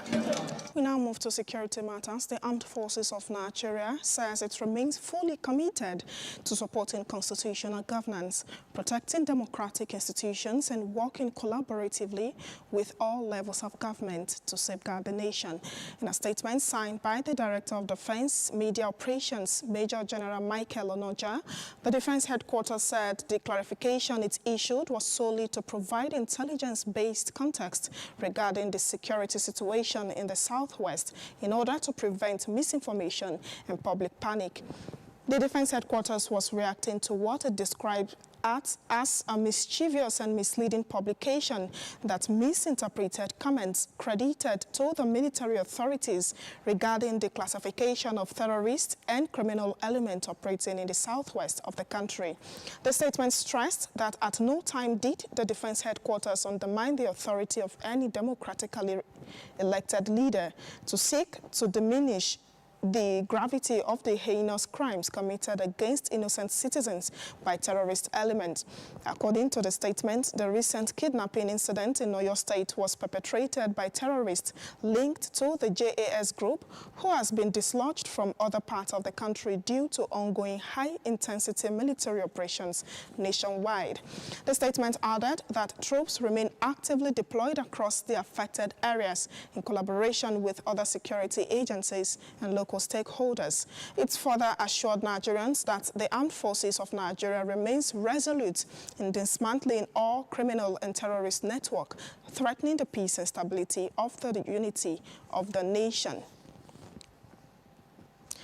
The Nigerian Air Force says it remains committed to transparency and accountability in its civil arm mitigation strategies aimed at protecting civilian populations. The Chief of Civil Military Relations of the Nigerian Air Force, Air Vice Marshal Edwards Gabquet, made the commitment during a visit to the Executive Secretary of the National Human Rights Commission, Tony Ojukwu, at the Commission's headquarters in Abuja. Said the Nigerian Air Force has developed a new response approach to addressing civil harm mitigation concerns in affected communities.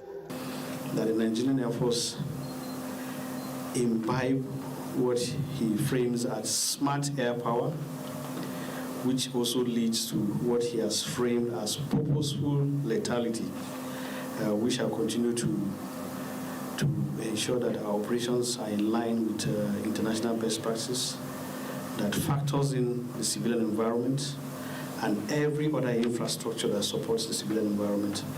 The Executive Secretary of the National Human Rights Commission, Tony Ojukwu, commended the Nigerian Air Force for its civil harm mitigation measures, urging the service to ensure that its operations among civilian populations align with global best practices. As important as the war against terrorists is, it is a very important war. Nobody can deny that. As a country, we need that war to be fought with all seriousness. We commend the Nigerian Air Force and the Nigerian military for the gallant efforts they are making. However, our stand is, as important as the counter-insurgency efforts are, they must still be fought with respect to human rights. Both senior government officials stressed that transparency, accountability, respect for human rights, and the protection of civilian populations remain critical to achieving success in the fight against insurgency. Has Akudi, AIT News, Abuja. We now take you to Nasarawa State, where Abdullah Zubairu, a professor of accounting and taxation at the State University, Catfish, has called for comprehensive tax education to help Nigerians better understand the importance of taxation and encourage voluntary compliance. Speaking during the university's 61st inaugural lecture in Catfish, Zubairu said poor public understanding of taxation is one of the major reasons for tax compliance in the country, despite several reforms. Dawn explained that citizens are more willing to pay taxes when they understand how the system works and can see visible results through improved infrastructure, healthcare, education, and security. Everybody should be aware of what to pay, how to pay, and when to pay it. That is just a simple thing. And if that is not on ground, the system of payment of tax will be coercive. Instead of voluntary compliance, it now becomes coercive because people have to be forced to pay. The professor also warned that Nigeria's heavy reliance on oil and gas revenue exposes the country to economic shocks and revenue shortfalls. But there is a social contract between the government and the governed, so that if there is a dashboard to show collections periodically by the government and what such collections are tied to, everybody will feel free, normal, isn't it? So we don't have any problem.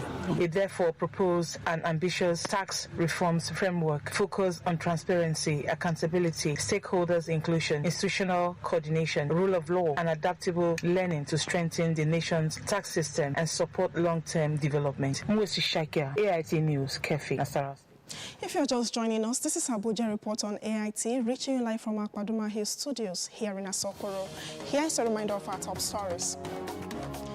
Tensions mount in Nasarawa State following allegations of electoral fraud in APC governorship primary. Awareness on hypertension or the non-communicable diseases takes center stage in Abuja as Federal Ministry of Health commemorates 2026 World Hypertension Day. Women rights advocates distribute sermon guide to imams to promote rights of women and girls in Islam.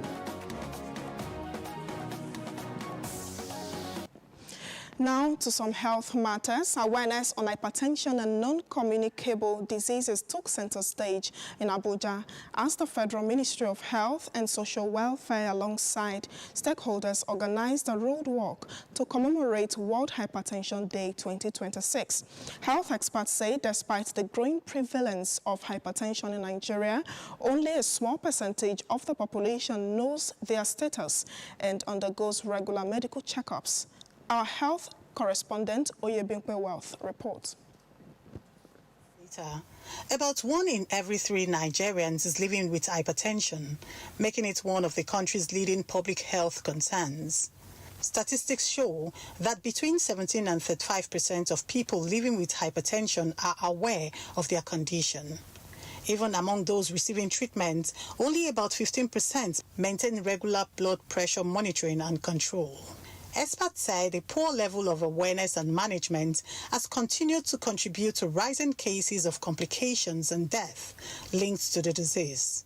To address the challenge and encourage early detection, the Federal Ministry of Health and Social Welfare, in collaboration with partners, organized an awareness road walk in Abuja as part of activities marking World Hypertension Day 2026. What we are doing is to ensure that the community is mobilized to take their own health on their own hands.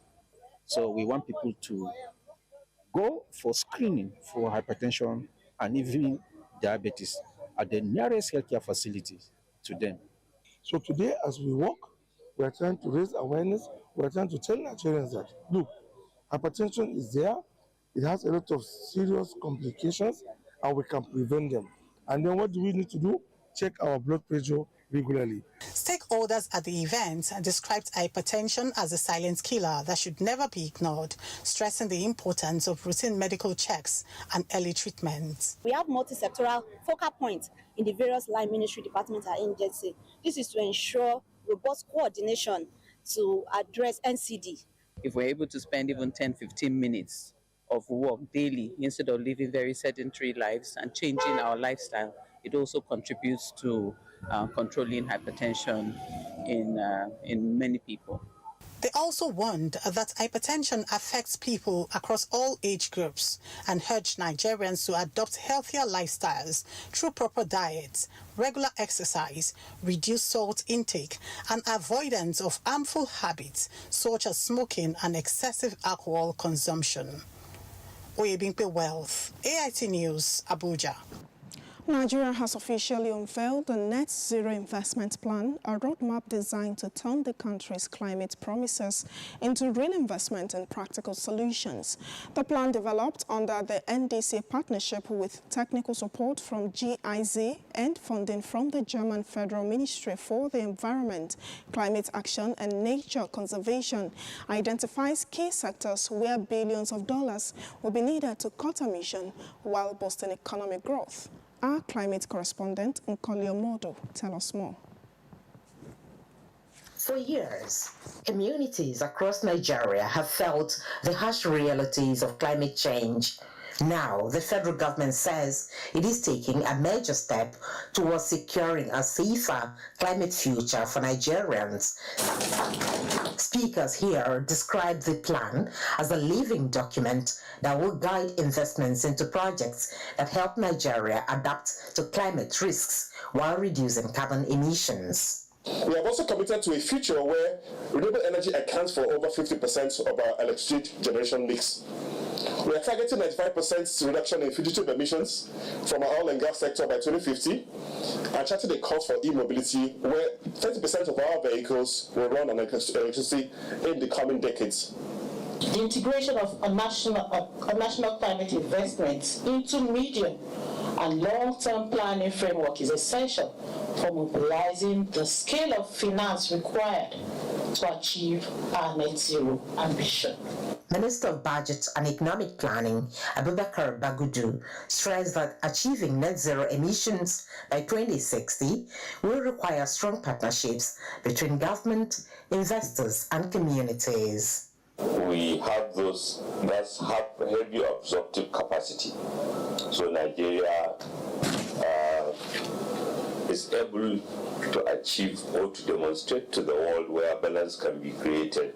Through this partnership, Germany aims to support Nigeria in strengthening policy frameworks, mobilizing investment, and building the capacities needed for a secure, affordable, and climate-compatible energy system.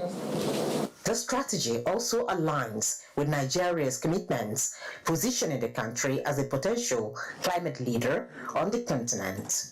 The success of the Net Zero Investment Plan unveiled at this gathering today, no doubt, will depend on transparent financing, private sector investment and participation, and of course, policies that ensure that communities benefit from the transition. Nkoli Omaudu, AIT News, Abuja. A guide promoting the right of women and girls in line with the Holy Quran has been distributed to imams to help educate worshippers in mosques, especially across northern Nigeria.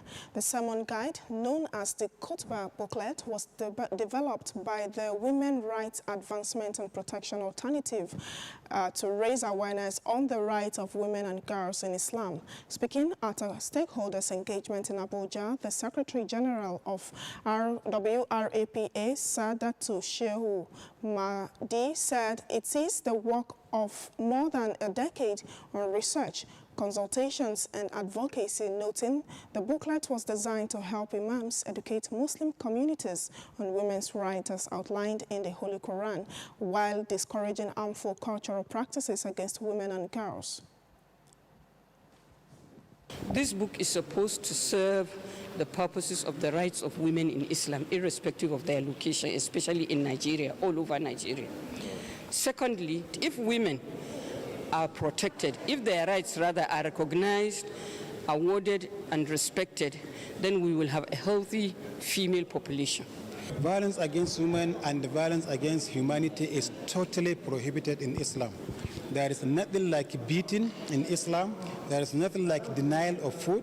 There is nothing like denial of education. There is nothing like denial of economic adventures to women in Islam. Stakeholders at the event said mosques remain influential platforms for promoting justice, fairness and protection for women and girls. They added that empowering women and protecting their rights are important to national development. This book is trying to draw attention of all couples to live in harmony, to live peacefully. Everyone, every father, every husband, every uncle, every daughter, every son must have to cue in and benefit in the embedded lessons in the book. Said the initiative will help bridge the gap between faith, culture, and women's rights while promoting safer and more inclusive communities.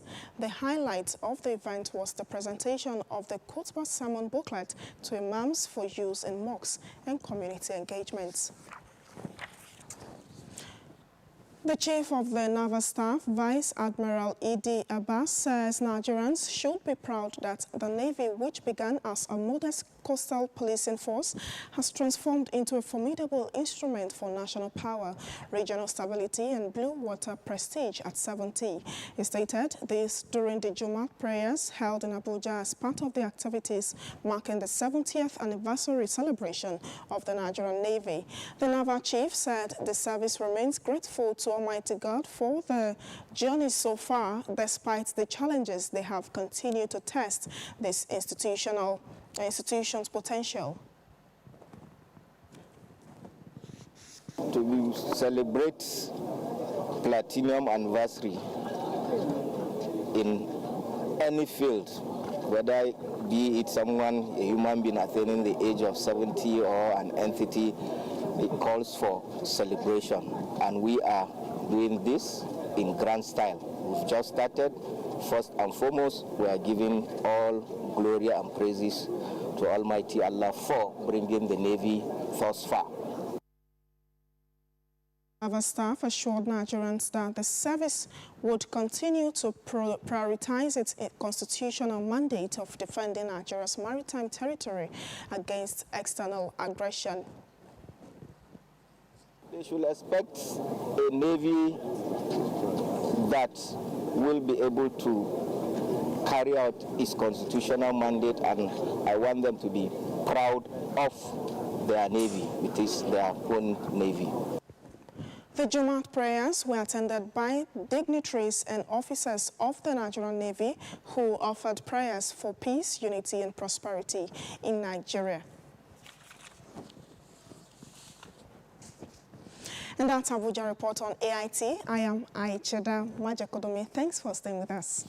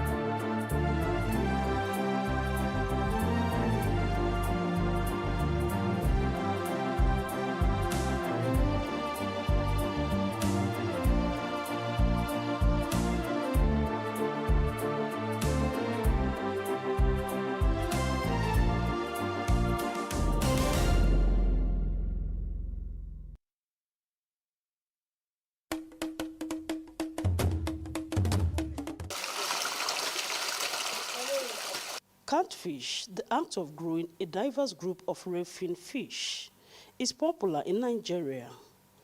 The production of the fish for commercial purpose is a major practice by farmers, as it accounts for over 80% of the country's aquaculture output, with a booming domestic market, as well as a strong export sales of smoked fish.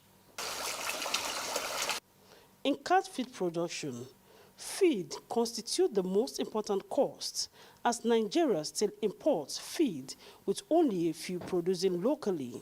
Diesel, very expensive. NEPA, when they will bring their NEPA bill, per month they are bringing 70,000. Raw materials is no-go area. Where are we going to get the money?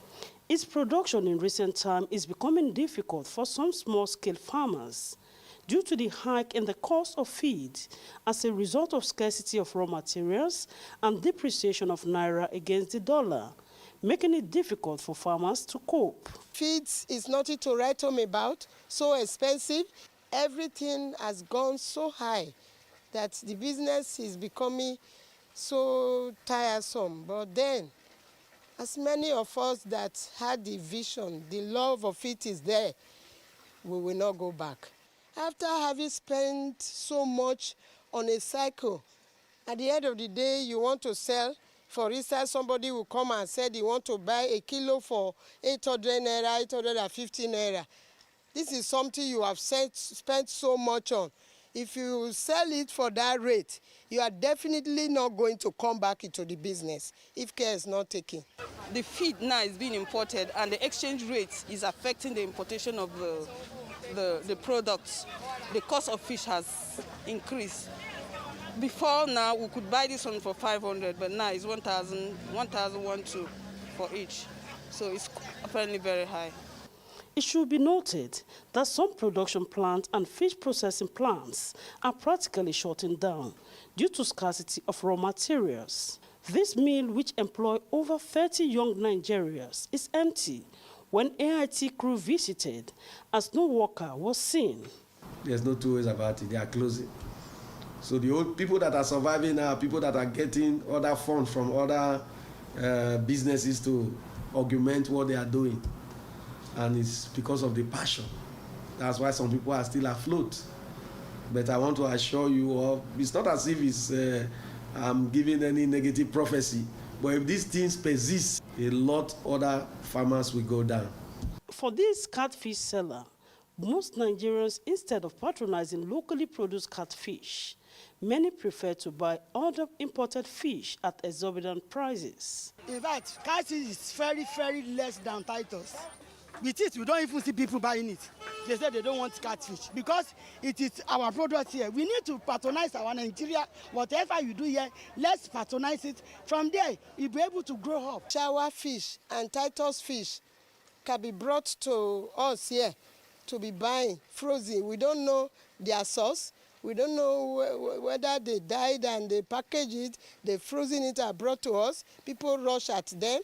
As Nigeria struggles to bridge the fish gap, which is over 1.9 million tons and costs over $1.2 billion annually on importation, finding lasting solution to the feed. The stories now break online.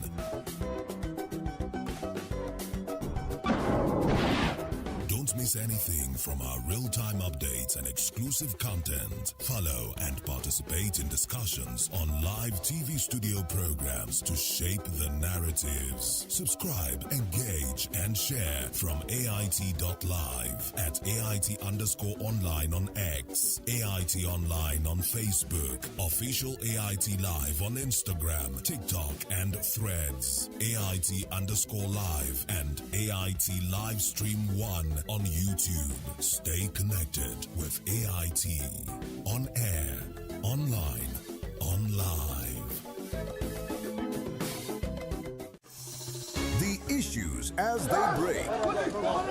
The multitude, the political figures, the state and non-state actors. It's a serious threat to democracy. And our government seem to be incapable of protecting the scheming. This is not a period we should say bow and go. Every part of this country is equal. The intrigues. There can be no one person that is bigger than the party. Deft moves and the momentous declaration. We didn't get any protection. I'm not particularly against anybody. We track and capture them all. I don't believe we go for that reason in politics. Follow in-depth analysis and no-holds-barred interviews. Armed forces of the country is well capable. They need the political will. Are they just waking up from sleep? Is there complacency? Feel the pulse of happenings in the political arena on AIT Democracy Today. Widely acclaimed authority on politics. Monday to Friday, 7 p.m. Nigerian time.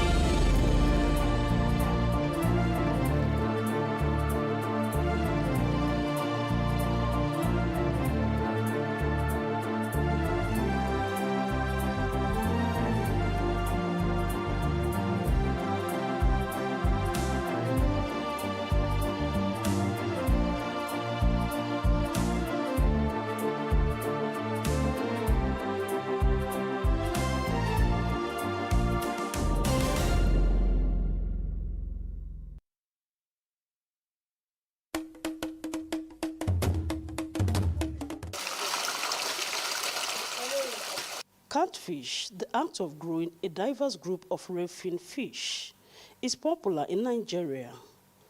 The production of the fish for commercial purpose is a major practice by farmers.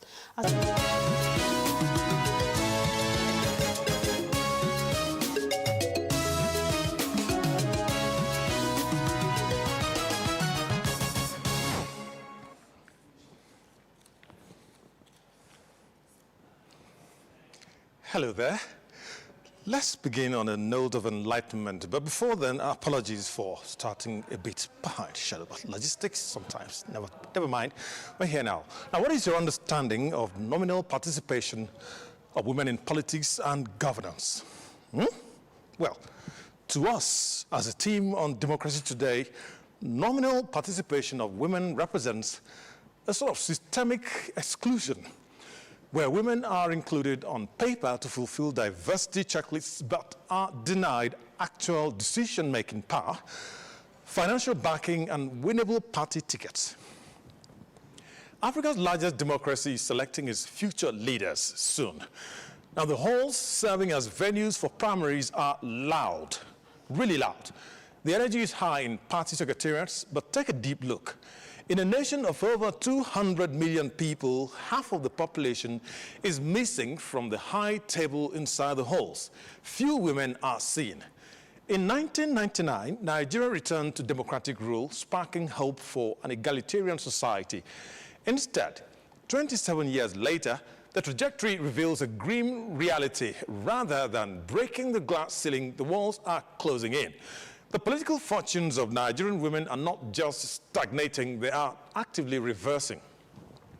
Now, when female representation in parliament hovers at a dismal single digit, it is not a women's issue.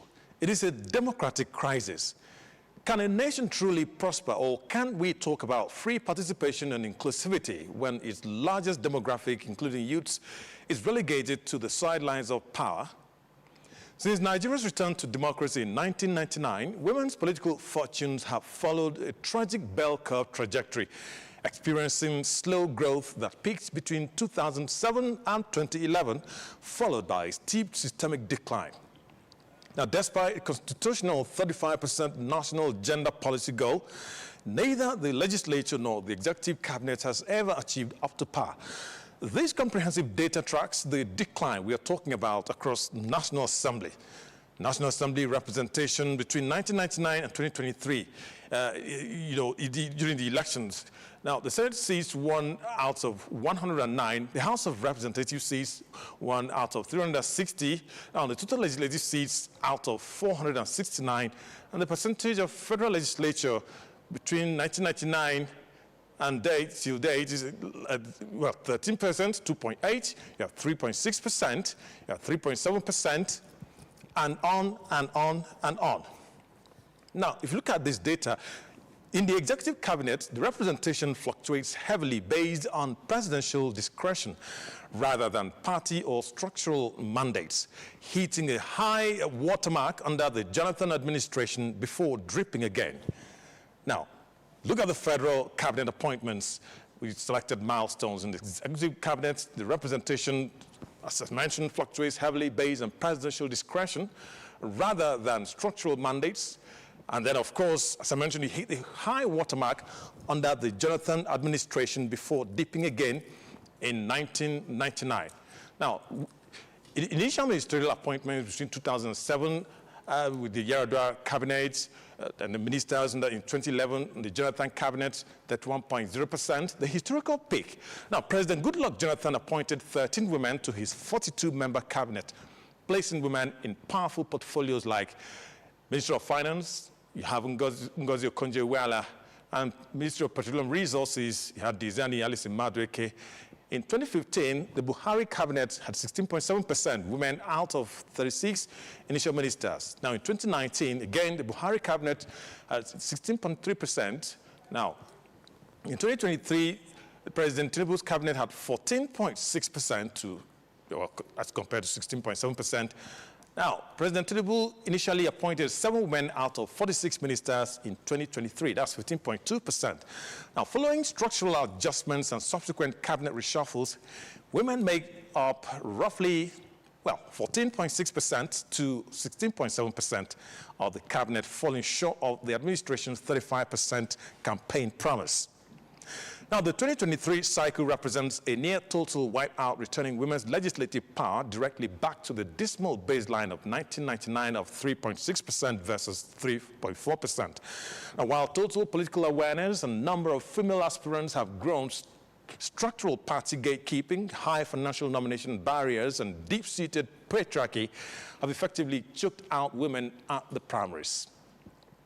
Tonight on Democracy Today, as the party primaries heat up across the country, we part the curtain on the tokenism plaguing Nigerian politics. We shall dissect the structural barriers, the late-night caucuses, and the financial hurdles driving the decline of women in governance since 1999. My guests are ready. They will dissect the mechanics behind these vanishing numbers. I will be joined by three powerful voices on the front lines of gender advocacy.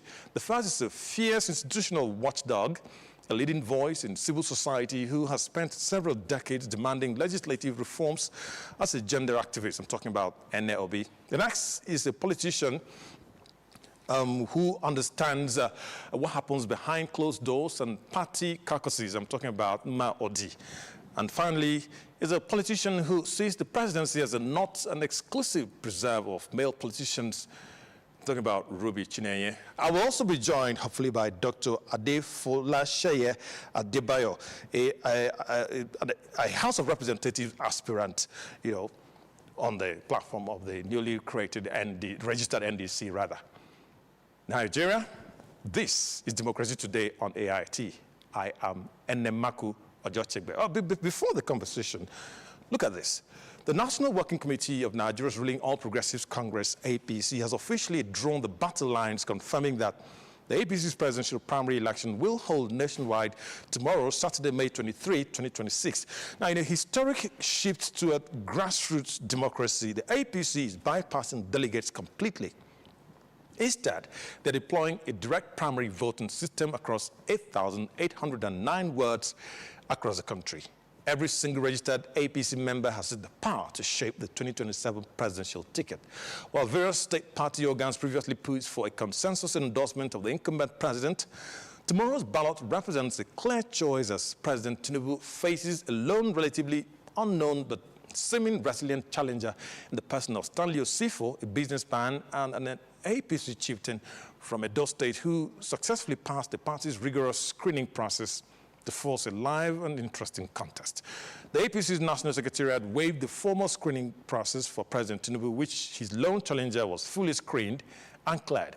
According to the official guidelines released by the APC's National Secretariat, Felix Morka, all collated results from the 774 local government areas must be presented to the National Election Committee in Abuja on Sunday, May 24.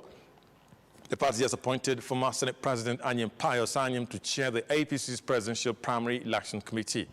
He will work alongside veteran political figures like former Senate President Ken Namani and former Speaker of the House of Representatives Yakubu Dogara.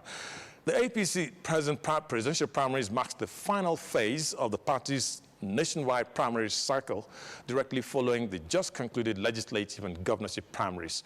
The high-stakes governorship primary elections across the country span 28 states, where thousands of delegates and party faithful voted to choose the standard bearers for the upcoming elections. It was an intense succession battle to sweeping consensus agreements and the affirmation of many incumbent governors. And as the APC gears up for its presidential primary this Saturday, the opposition camp is a volcano of activities. In Nigeria's once ruling People's Democratic Party, the PDP, the race is some sort of a confusing maze of factional timetables, with dates splitting between May 26 and May 30. The powerful group is pushing to position former President Goodluck Jonathan as a consensus savior, even though the camp aligned to Nyesom Wike has set a date for its own primary election. Both the Labour Party and the newly prominent Nigerian Democratic Congress, NDC, have separately fixed Friday, May 29 for their primaries as the plot thickens to the NDC, which has already screened Peter Obi for his primary election. The road to the January 2027 presidential election is expanding into a multi-party chess game as the African Democratic Congress, ADC, has scheduled its presidential primary for Monday, May 26, where three heavyweight political figures, Atiku Abubakar, Rotimi Amechi, Mohammed Hayatuddin, are on the sweepstakes for the single ticket to be followed by a special national convention on May 27, Children's Day, you remember, to formally ratify the candidate. Two candidates are currently parading the political arena as the presidential standard bearers of a factionalized but once solid social democratic party, the SDP. That's Abimbola Atanda and the 2023 candidate Adewale Adebayo. Well, that's all on the presidential candidates for now. This is Democracy Today on AIT. We'll be back in just a moment. Get ready for a bold new chapter in political discourse. This month of May, the conversations that matter most are Politics and power brings context and clarity to issues and events in governance, democracy, and development. On People, Politics, and Power, we feature people who shape the events and define the issues. A lot of the agencies are still struggling with implementation of freedom of information. The government should come. We need Nigeria to work.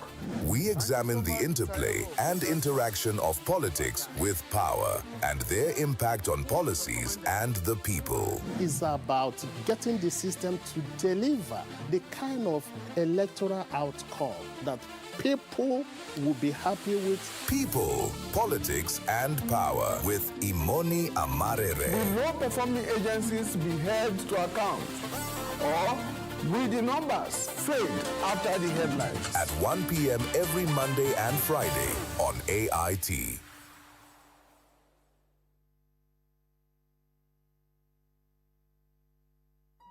The stories now break online.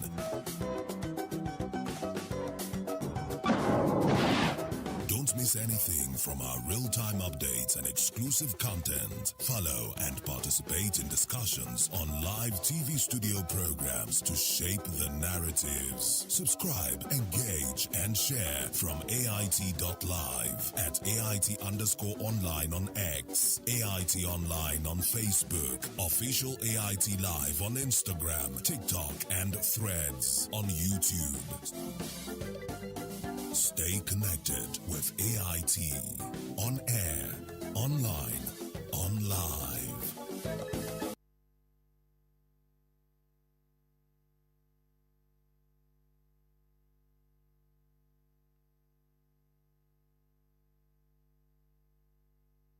People, Politics, and Power brings context and clarity to issues and events in governance, democracy, and development. On People, Politics, and Power, we feature people who shape the events and define the issues. A lot of the agencies are still struggling with implementation of freedom of information. The government should come.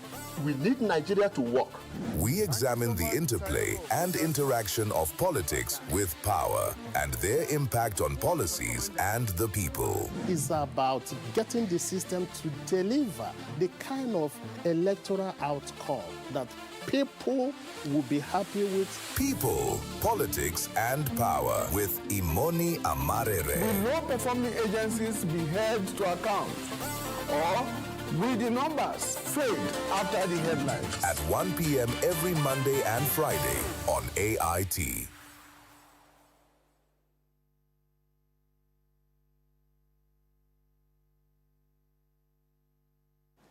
Thanks for staying with us. If you're just tuning in, you're most welcome. This is Democracy Today on AIT. Remember, we're discussing women and party primaries. Seats offered, voice denied. Is that what it is? We will find out on this program. My guests are already here. I am being joined by the former country director of Action Aid Nigeria and the current director general of the NAOB Center for Development, Ene Obi. Thanks for joining the program tonight. Thank you for having me. And I also have the presidential candidate of the YPP political party, the presidential aspirant of the YPP, the Young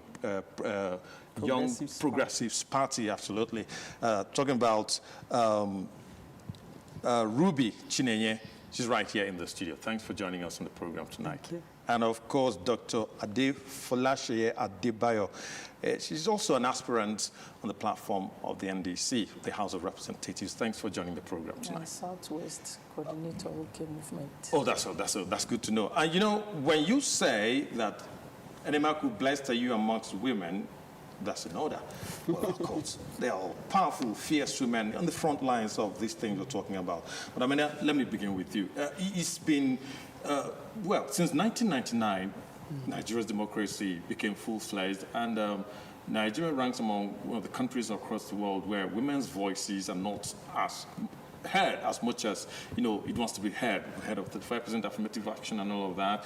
It has not come to reality as yet. Now, there's been a dwindling, you know, participation of women and, you know, the voices of women in the front lines of the polity in the country.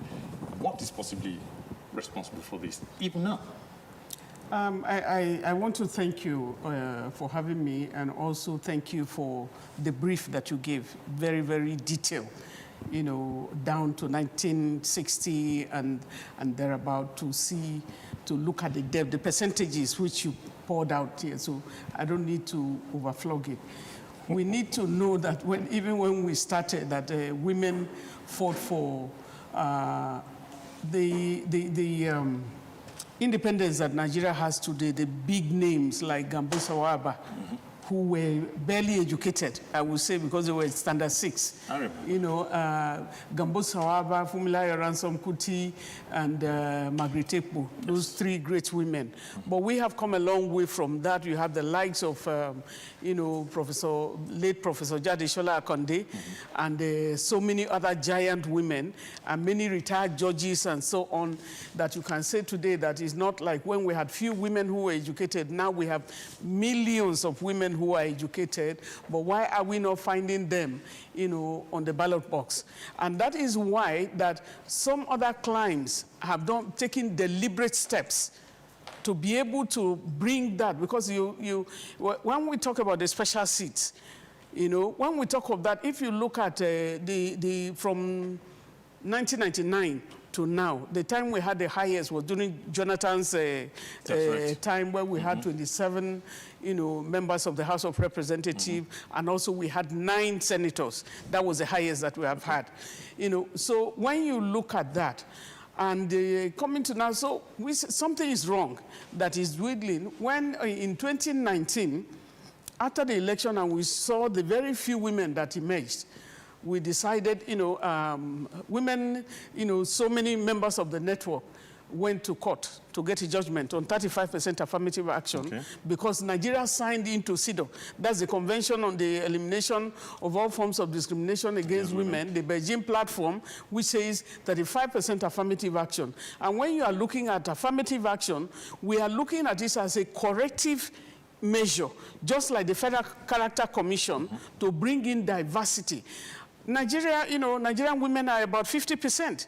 So what is missing there is that you are missing the voices of your 50%. It shows that, you know, something is wrong. One hand cannot clap.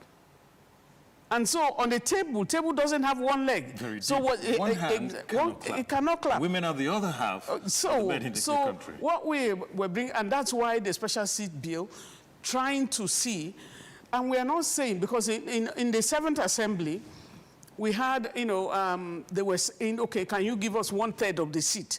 Let it be allocated to women. And what killed the bill was, who wants to lose their seat? Can you vote for it? And many of them said, we are not willing to do that.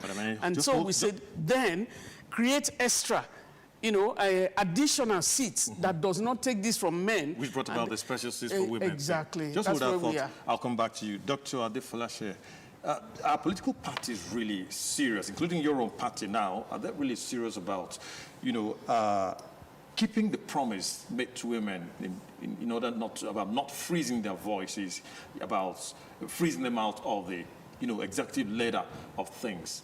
in the polity as we speak? Are they serious about it? Yes, I would say they are serious. I spoke with the national leader, Dixon, spoke with some of us in the OK movement. We went to see him some days ago to talk about what we intend to do in the party. And he said something. He said he's very passionate about women. And he has girls. So he has a soft spot for women. However, we found out that despite the fact that forms have been, the prices of expression of interest has been reduced by half, nomination reduced by half, women do not still get into this political space. Now, it's not because women don't have capacity. Women are competent. They are capable because right from when they are young, women are multitasking. They take care of their family, their children, their husband, and they still go to work. So it's inherent in them. I found out that we still have ingrained in the mentality of both men and women that women are not as, I don't know what the word to use. Women are sort of being underestimated in terms of their capabilities and mental capabilities. It's ingrained. When I mean it's ingrained, it's in their subconscious. So I think that one is more of the problem, which is why some women still look down on themselves that, can they do it? Their male counterparts look down on them, can they do it? We have a cultural problem, even though it's not obvious. But people say, okay, they don't discriminate against women. But just look at what happened in most of the primaries. You will hear the women saying that they were pushed aside. Some people say, okay, you are a woman because you paid half of the prices of the form. We the men, we paid full. So there's still a lot going on in the mentality of our men and even the women that see themselves as not capable. Now, that does not rule out the financial parts.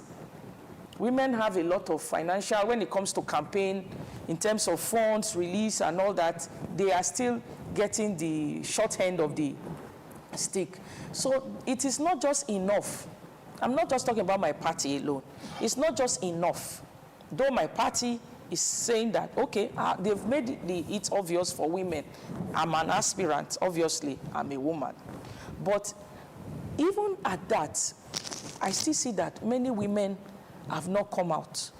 So and I realize it's not, I just want to, for the record, it's not because women don't have capacity.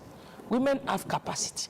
Women are competent and credible. In fact, women are in the better position for governance because they have been practicing administration. You're really convinced about that governance and family are not really, at par on the same level. There is higher. In fact, there is higher because the politics happen in the family. If you can manage your children, manage your husband, manage your home, and be successful in it, right, you are managing a nation. What is politics? People assume politics is our way of life. It's governance. So if a woman can manage this, then there is no difference. The difference is that we have not yet accepted in our culture that women have capacity. Check out what she was saying. Look at the pedigree of these women. You see that most of these women, they are usually 10 times better than their counterparts before they are appreciated. All right, Dr. Adefolashe Adebayo, a member of the Nigerian Democratic Congress and a House of Representative aspirant. And Southwest coordinator of the OK movement. Good to know. Thank you for coming on the program. I understand you have another engagement and you need to be running. Thank you very much. I'm going to have to invite you back on the program in the coming days. I'm coming from Lagos. All right, it's all right. Thank you very much for coming. Thank you. All right, Madam Ruby, you are a presidential aspirant. And to begin with, it is interesting to know that Nigeria has a female presidential aspirant this time around. The last time Nigerians, had a female presidential aspirant was when Sarah Jubril, contested. No, we had 2023. Several. We had several. Quite interesting. The most prominent one I meant to say. All right. Now, looking at the historic gender bill, it sort of did not make it up to the level it was expected. What do you think, caused it to, not to aspire to the height it should have gone, as you also expected at the National Assembly? At this time, all right. Thank you very much for having me. Basically, just like 2 points they've mentioned, it cuts across the party structure, it cuts across finances, and it also cuts across cultural lines, which she mentioned. There are several of these things that serve as a deterrent for women who want to push in. You mentioned something about 2019. No, prior to that time, I think by 2022, which was the last election, we had a couple of women. In fact, INEC called a meeting of all presidential aspirants, and we're over 20. We're over 20. Yeah, we're over 20. Then some were as many as 5 in one party, 4, 3, just like that. But because of the outcome, many can't even imagine. I'm still on the same platform with some of them, and you're asking, why are you not there? No, I can't even attempt it. I can't even try. There are so many things. Number one, there's a major intimidation that happens, within the party politics. People just feel that, oh, if you are a woman, there's just that thing to say you are a woman. No, like one of the points she mentioned, I'm paying full for the form, and then you're paying half. Automatically, that's like they feel you are disabled, in some form. So these are some of the major reasons why women are not really, coming out. And then, of course, finances too, is one very major thing that is, pushing most women back. And of course, when you talk about the cultural aspect, some people till now, no matter what you tell them, they just can't get it off their mind, to believe that women are meant for the other room, as they say. Let's see how that pans out. But I mean, how do you explain, for instance, how that Nigeria lags behind Senegal and Rwanda? These countries use quotas, to achieve 40% women inclusion in governance and political activities. Participation, rather. Yeah, I think before proposing the gender bills, we looked around.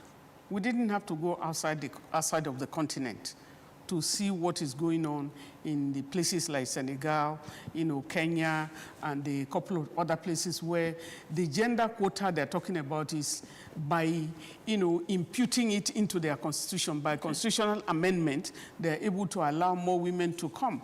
When they started in Rwanda, it was like, okay, give women this percentage, which was put in their constitution. But that was to jumpstart their participation, to increase their own interest so that they will start participating. And that's what many of them, after the first, second term, they threw away the special seats and went on for full, participation in politics, and they won their elections. And that's what we're talking about. In the 7th Assembly, it was because there was a competition, but we said, okay, in the 9th Assembly, we thought the additional seats, which we talked about, that we have one extra seat, wherever they are contesting, and to put that. What we're having currently, or let me say the proposal that went, which was proposed by the Honorable Benjamin Kalu, and also fully supported by the Speaker of the House of Representatives, and also you have Senator Munguno, who moved the bill for gender equality, in the 9th Assembly, still proposing the same bill, and they have been going on. And so, we saw a lot of interest coming from the National Assembly. We have never had it like you have zonal, hearings on the bills, which included the women's bill, and also the national, public hearing here in Abuja, which also included, hearing the voices of women. We've never had that. And then we also, the House of Representatives, that was supported by the Speaker. Speaker inaugurated a big committee, an advocacy committee, and then we provided a gender seat right at the front of the chambers of the House of Representatives. And it was like every day we became an information environment for them to ask questions about the bill and so on. I think in terms of moving to the level we have moved on to, we have never come this close. But have they voted? They have not voted. And I think we're calling on all women of the country to know your representative, ask them what they are doing about the women's bill, because the bill, it was supposed to be 37, additional seats for Senate. Yes. And then 37 additional seats for the House of Assembly, House of Representatives. But you can see that the percentage did not match. And when we were, at the Joint Constitutional Conference that they were doing, harmonizing, that brought it to a gentleman from the Senate asked and said, if you want 37 for the Senate, then you need to increase the number for the House of Representatives. And all of this begin from the party. Which should have been more ideal, okay. But when that did not, the House of Representatives said they were not ready for more, they then brought down the number to 6. I don't know how we are going to configure that. That's six geopolitical, Senate additional seats from 6 geopolitical zones. I don't know how that is possible. Even the aspirations even begin from the political parties. Madam Rufi, do you think that the so-called, free nomination forms offered by some political parties for women are some sort of ploy to further mask exclusion in the long run for women? I think so. I very much think so. Reason being that if you really look at it, most of these political parties are not down with women. Let's just call a spade a spade. Most of them are not willing to give their tickets to women, for reasons best known to them. Go through just go through all the parties. We have 18 political parties. Okay, I think it's numbering 21 now. Is it 21, 22? 22. 22. How many females are there in any of these parties? I think for now, it's just YPP, myself, that is a woman coming out for the seat of the president. Are you sure you are going to get it if this is the status quo you see and then you still throw your hat in the ring? The thing is, there has to be a barrier breaking. I don't know how to put it. Okay. Political parties need to now think outside the box. Look at it. There is no equity anywhere. Equity in the sense that these women, the same women, they number more than 50%. We are saying 50%. They are more. If you really check it, they are more than 50% of the voters. So if you are to say, okay, let's have a women protest and then women are not voting, count how many men are going to be out there to vote. So I think the main problem begins from the political parties. They are not willing to get women into the ballot boxes for reasons that we really can't tell. Madam, does the culture of late night meetings deliberately sort of disadvantage women by any chance due to the so-called social double standards? Even in mentioning that, when we are looking at what we are, the cases of women, when you talk of late nights, motherhood has no timing.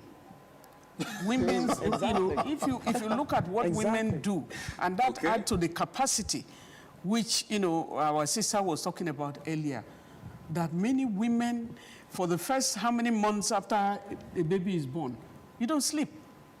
Many men will be tired, they will go to sleep, but the woman does not sleep. And so you cannot qualify what people do at different stages in their lives. Okay. When you're getting older, of course, you have more free time, in terms of meetings. When children have grown up. Children are growing up also, you have more meetings. But when children also have the understanding of what you are doing, what do you want to do for the country? What kind of sacrifices? Well, for some of us, we have been, it's like while having the children, they have been in need, networked into, we had comrades all over the house and all of that. So when, the issue of tokenism, is not, I think Kofi Annan made a lot of mentions. He said there is not, the greatest thing you can do is the empowerment of women. Because when you empower a woman, you empower the entire community. Just what I thought, Madam Ene, because another woman is right on Zoom right now. I'm talking about a pro-democracy campaigner, Mma Odi. Thanks for joining the program tonight. You see, is the mandatory, or rather, let me ask you this first. What role has religious leaders and traditional leaders alike in the country played, right, in redefining the perception that leadership roles and participation in politics and governance is exclusively an exclusive preserve of men? Has there been any positive intervention by these institutions at all? Okay, thank you for having me, and thank you for sending the link, the Zoom link very late. I was actually sleeping when my Oga Bayo called me. It takes me time to wake up from my sleep, actually. Okay, I actually think that the major problem we have is the states, in the leadership. There's no political will to ensure the inclusion of women and the other disadvantaged group, persons with disability. There's no political will.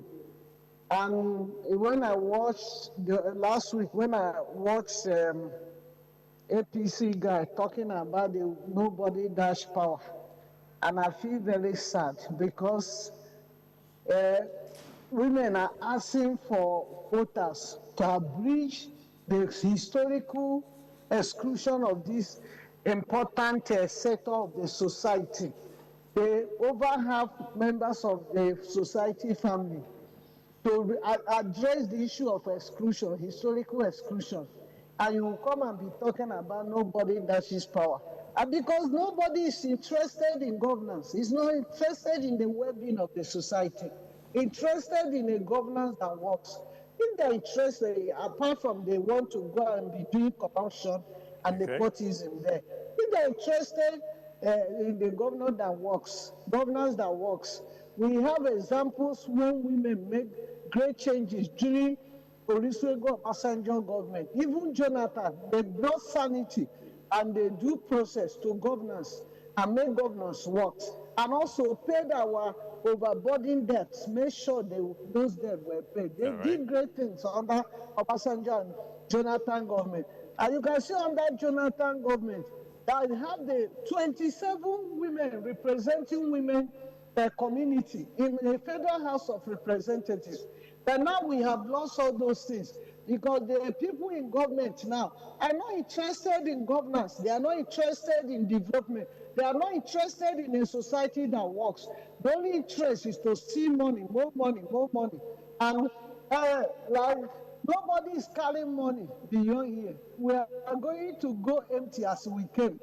That's one thing they do not understand. All right, and if you are interested in the Nigerian government that works, you would have ensured that women are included. Even with both religion and the traditional ruling institutions that you have mentioned, they are suffering under the yoke of this bad governance. Nobody respects them anymore. Except when they want to go and rig elections, carry money, they suddenly remember them to carry money. So that after rigging elections, they will cry for them and force them. Give me a moment, Madam. Remembers them. All right. That's why. Just a moment. I know that's why the leadership of current administration look into their face. I know that you are a live cannon when it comes to these issues, so you have to hold on a bit. Let's get back to the studio. I'll come back to you in just a moment. Madam Ruby, you are contesting for the office of the Commander-in-Chief of the Armed Forces of the world's most populous black nation. Yeah. Remember that this is a country that has never had a female governor, female Senate president, female speaker, yes, at one point, but it was short-lived. Is it just to break the glass, or your aspiration is genuinely seeking that office so that, you know, as you mentioned earlier, to break the jinx and then actually get into leadership and change the status quo? Yes, thank you very much for that question, because it gives me a very good room to express myself to Nigerians and let them know it's time for the woman. Like we said, it's woman o'clock. You know, my message has been, anywhere you see a woman in a ballot, on the ballot, be it APC, PDP, whatever party, YPP, please vote the woman. Reason being that women are life givers. We cannot overflog that. Women bring real life to any place. All right. When you talk about a nation that has excluded the women, check what is happening in Nigeria. Nigeria is in a mess right now. How can you imagine 4 women alone in the entire place representing women, representing whatever community? These men are not saying anything. The truth is that the men have failed us. And if we would just, I don't want to use the word give the women a chance. If I am in the ballot, I am winning. All right. That is the truth. I'm not here to make name. If I want to make name, I have other means of making my name. But if I'm coming out, because I've cited issues which I know I have capacity to solve. And not just me, backed up with so many other women that want to be on that ballot to get into government. All right, Madam and Ene. by the time we do, I know that the change is going to really happen. It's definitely getting more interesting by the day. Madam Ene, I know you like the atmosphere of the participation of women in political spheres, but look at this now. Do you think a mandatory constitutional quota system, like, you know, is the only emergency fix, right, for women representation in Nigeria's polity and governance as we move along in our democracy? You know, the special seats bill has a sunset clause, and that is that it will be open for about 16 years, and then you review. When there is something going on that is wrong, you do some shock interventions to be able to jumpstart and create a normalcy.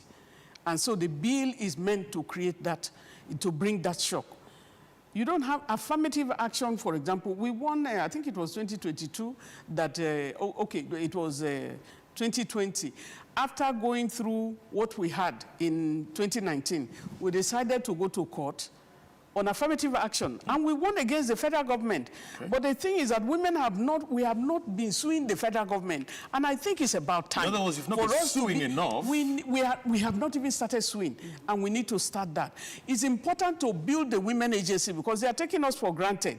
You can't we don't want to create a society where you start treating men differently. The patriarchal nature of our society subjugates women. Whether it's the Muslim religion or the Christian religion, they subjugate women because it's convenient when you talk of power tussle. But a woman who is able to nurture life, you know, into the environment, because we are saying this is, look at Chibok girls. Many of them are still in captivity. Who is talking about them? Who will talk for women? In 14 houses of assembly, there is not a single woman.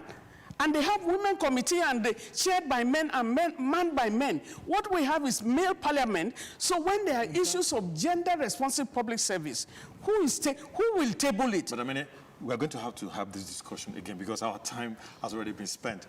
Mma Odi, I know you have been waiting, but unfortunately today is not the day we have enough time for you. But many thanks indeed for joining the program tonight. In just a few seconds, where do we go from here?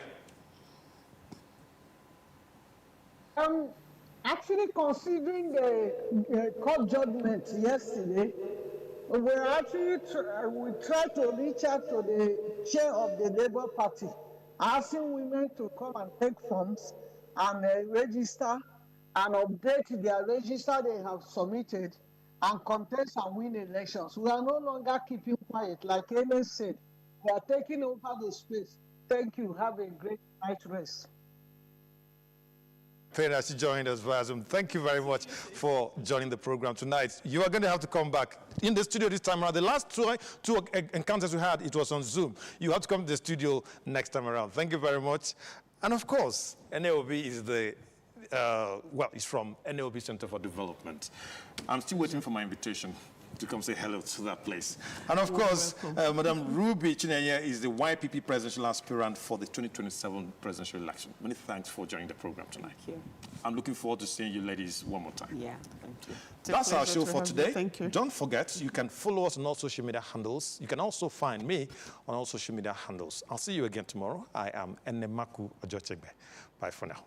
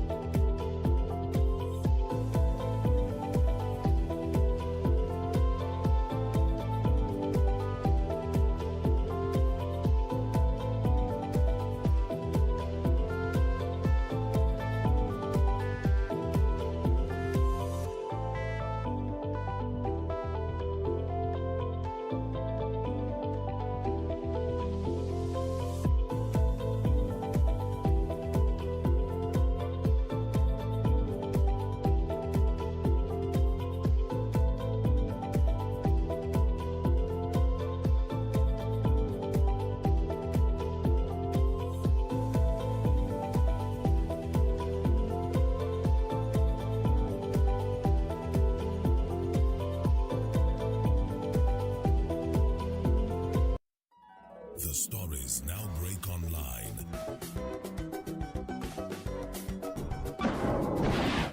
Don't miss anything from our real-time updates and exclusive content. Follow and participate in discussions on live TV studio programs to shape the narratives. Subscribe, engage, and share from AIT.live at AIT_online on X, AIT Online on Facebook, Official AIT Live on Instagram, TikTok, and Threads, AIT_live, and AIT Livestream 1 on YouTube. Stay connected with AIT.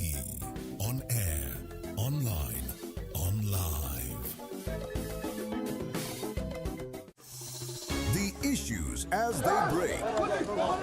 The multitude, the political figures, the state and non-state actors. It's a serious threat to democracy, and our governments seem to be incapable of protecting the scheming. This is not a period we should say bow and go. Every part of this country is equal. The intrigues. There can be no one person that is bigger than the party. Deft moves and the momentous declaration. We didn't get any protection. I'm not particularly against anybody. We track and capture them all. I don't believe it was for that reason in politics. Follow in-depth analysis and no-holds-barred interviews. Armed forces of the country is well capable. They need the political will. Are they just waking up from sleep? Is there complacency? Feel the pulse of happenings in the political arena on AIT Democracy Today. Widely acclaimed authority on politics. Monday to Friday, 7 p.m. Nigerian time.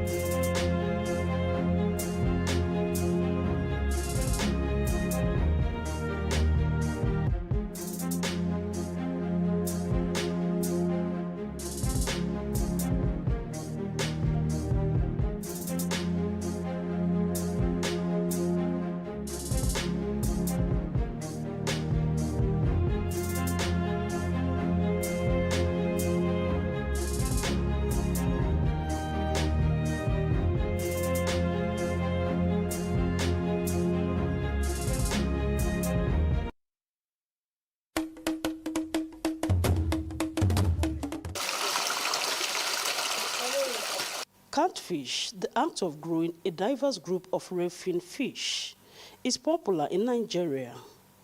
The production of the fish for commercial purpose is a major practice by farmers, as it accounts for over 80% of the country's aquaculture output, with a booming domestic market, as well as a strong export sales of smoked fish. In catfish production, feed constitutes the most important cost, as Nigeria still imports feed with only a few producing locally. Diesel, very expensive. NEPA, when they will bring their NEPA bill, per month they are bringing 70,000. Raw materials is no-go area. Where are we going to get the money? Its production in recent times is becoming difficult for some small-scale farmers due to the hike in the cost of feed as a result of scarcity of raw materials and depreciation of naira against the dollar, making it difficult for farmers to cope. Feeds is nothing to write home about, so expensive.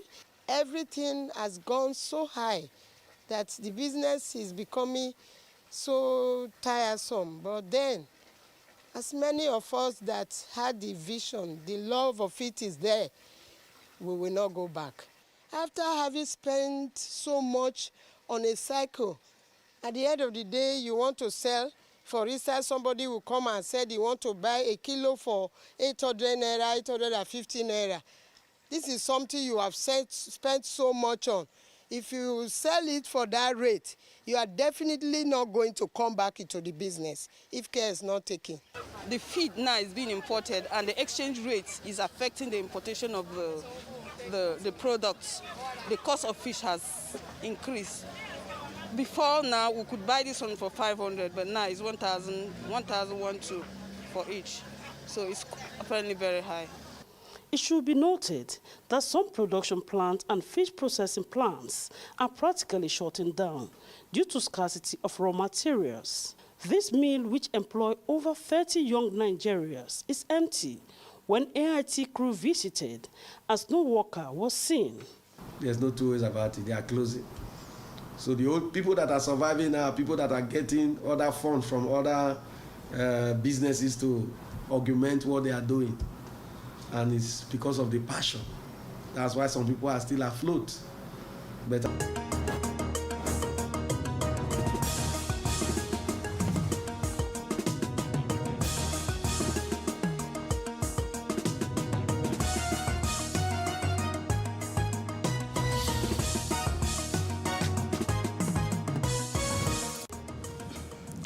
Labour Party screens president senatorial aspirants for the 2027 general elections.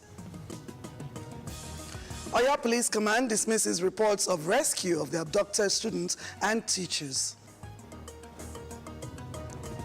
An International Trade Union Confederation, ITUC Africa, tasked African leaders to end xenophobia attack and xenophobia. 6 migrant workers integration.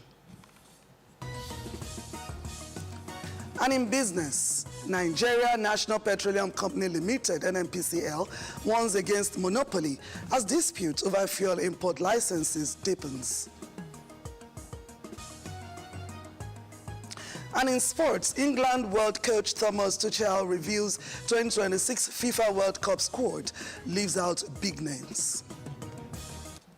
Hello there, thanks for joining us. This is the News Hour on AIT. I'm Hadiza Audu. With me is Enemaku Ojochegbe. Thanks for joining us. We begin the bulletin with the All Progressives Congress APC's governorship primaries across the states, which went as expected, with most of the sitting governors getting elected and some getting affirmation vote. Here is a compilation of the results that have been released. In the northern part of Nigeria, Governor Abuja of Taraba State has commended the coordinated and peaceful conduct of the All Progressive Congress governorship primary election on the state. Governor Kefas, who is seeking another term in office, cast his vote for the exercise in his hometown in Wukari local government area. The people are feeling the effect of governance and they want continuity. And in Benue State, Governor Hyson Ali has been declared winner of the just concluded governorship primary election in the state. Chairman of the APC governorship primary election, Professor Mohammed Issa, who announced the result, Governor Ali pulled 367,786 votes to defeat other contestants. Well, I first of all congratulate those who competed with me. I want them to have a feel that there's no vanquish, there's no victor. We're all APC members and we're all working for the progress of the people of Benue State. I invite them to continue to join forces with me so that we would move the state forward from where we are today. While the Kano State chapter of the All Progressive Congress APC has unanimously affirmed Governor Abba Yusuf as the party's sole and consensus governorship candidate for the 2027 election.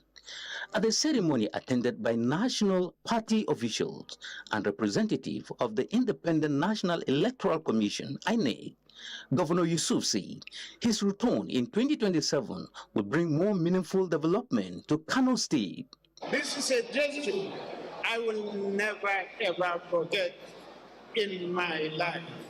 I want to assure all of you that I will do everything within my capacity to move Kano State forward and carry everyone along in the collective pursuit of the development of our dear state. The Niger State Governor, Umar Bago, has been affirmed as the sole candidate for the governorship election. The declaration was made by the chairman of the APC Electoral Committee and returning officer, Anlami Abubakar, at the party's state secretariat in Mina. A lot will have to be done to pacify, to talk to the other people who lost, and the machinery for reconciliation has been set up, and the elders are already working on it. I will lead that team. We'll talk to people. So Niger State is very much, very calm, and APC is in charge, and by the grace of God, we'll deliver. Meanwhile, in the southern part of the country, Governor Sharif Oborewori of Delta State has emerged as the All Progressive Congress APC governorship candidate for the 2027 general election. He was commended the party's direct primary elections, stressing that the APC remain united in the state. We have over 400,000 registered members of this party. So when they come and show love for the party and the candidate, when they choose their candidate, on the day of election, they stand to defend that candidate. And the All Progressive Congress in Cross River State has sent a strong signal ahead of the 2027 general elections with the unanimous affirmation of Governor Basi Otu as the party's sole governorship candidate.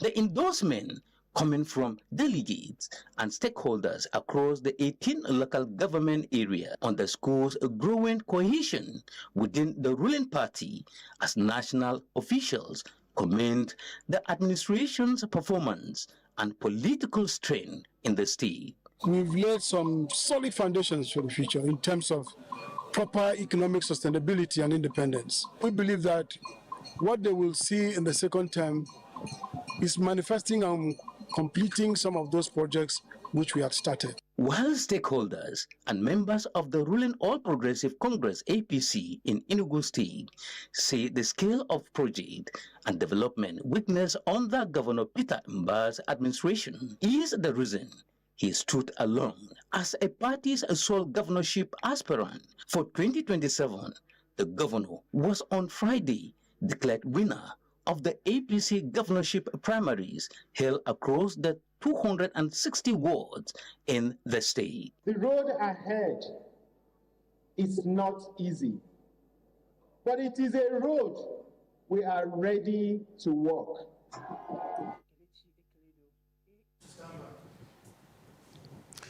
The presidential primaries of the All Progressives Congress, APC, will hold in 8,809 wards of Nigeria and will be by direct mode, according to the statement by the National Secretary of the party, Tajuddin Ajibola. Results for each ward comprised in each of the 774 local governments will be collated by the local government collation officer.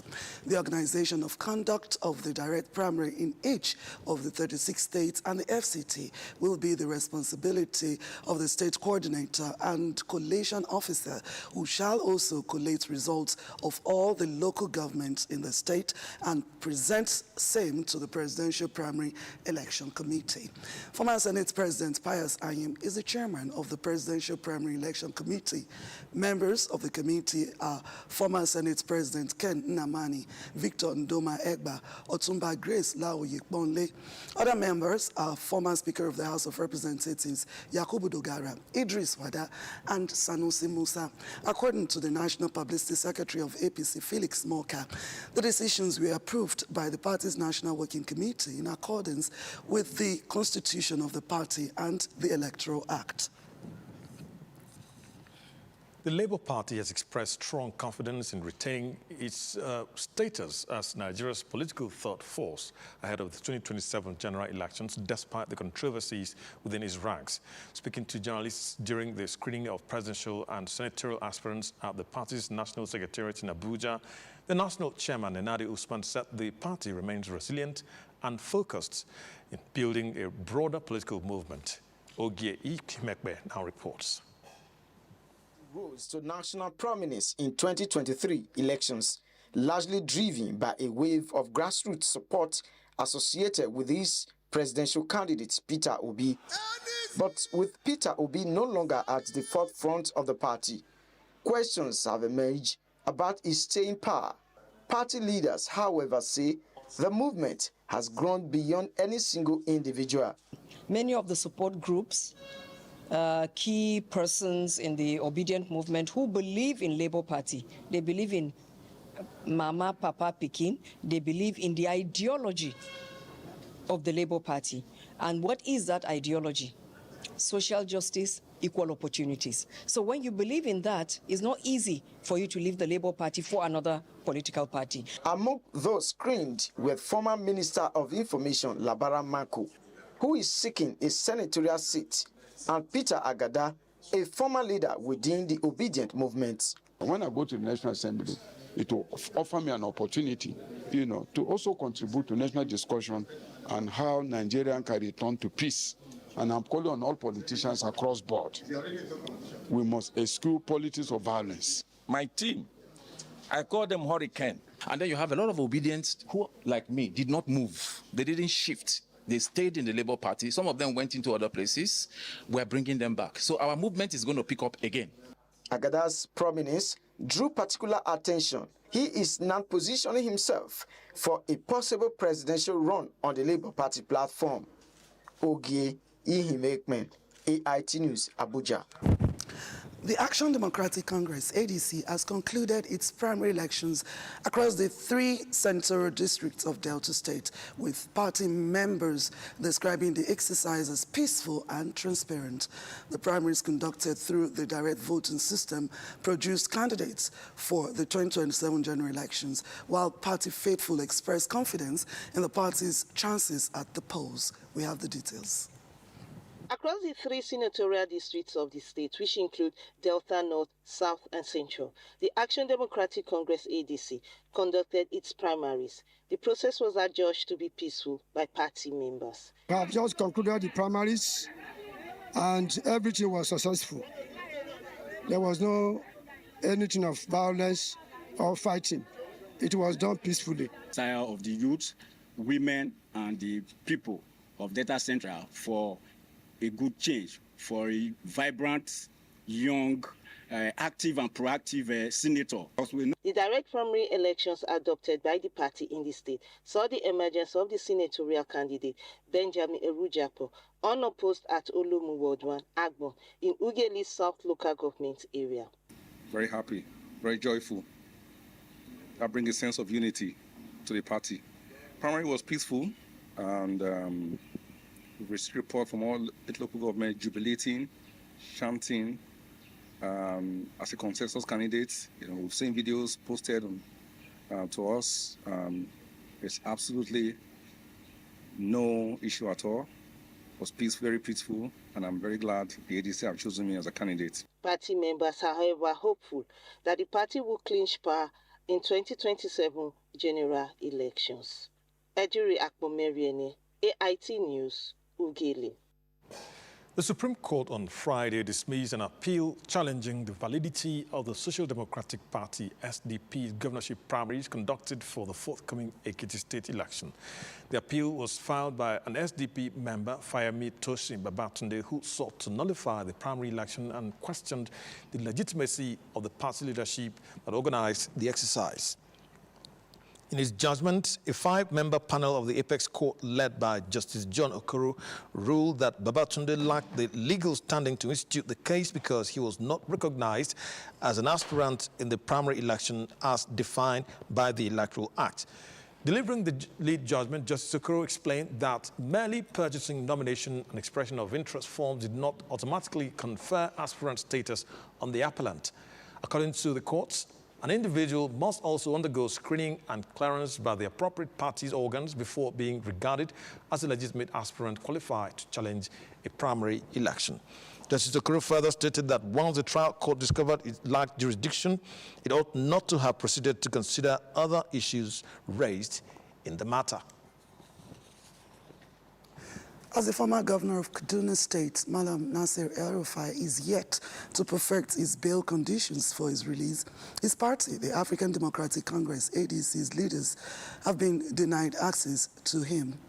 The opposition, through its National Publicity Secretary, Bolaji Abdullahi, in a statement, accused the Independent Corrupt Practices and Other Related Offences Commission, ICPC, of obstructing access to the detained El-Rufai after a delegation comprising the party's National Secretary, Rauf Aregbesola, National Publicity Secretary, the spokesperson chairperson and secretary of the ADC Policy and Manifesto Committee, Saliu Lukman, were not allowed at the Commission's headquarters in Abuja.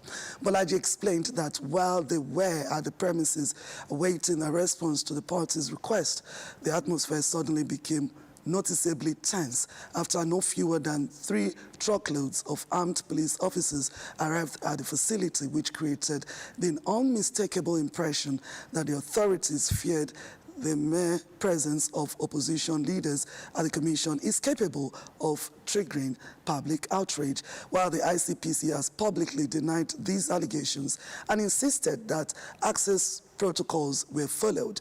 The ADC noted that the continued refusal to allow leaders of his political party to see him only deepens suspicions and raises further questions about the true nature of his detention. It therefore demanded that the ICPC immediately grant unrestricted access to El Rufi by his family, doctors, lawyers, and leaders of his political party, stressing that anything short of it will only reinforce public perception that state institutions are being weaponized against opposition voices. The Oyo State Police Command has debunked reports claiming that the abducted students, pupils and teachers in Orire local government area have been released. The command said the victims remain in captivity as joint security teams continue intensive operations to secure their safe rescue and arrest the perpetrators.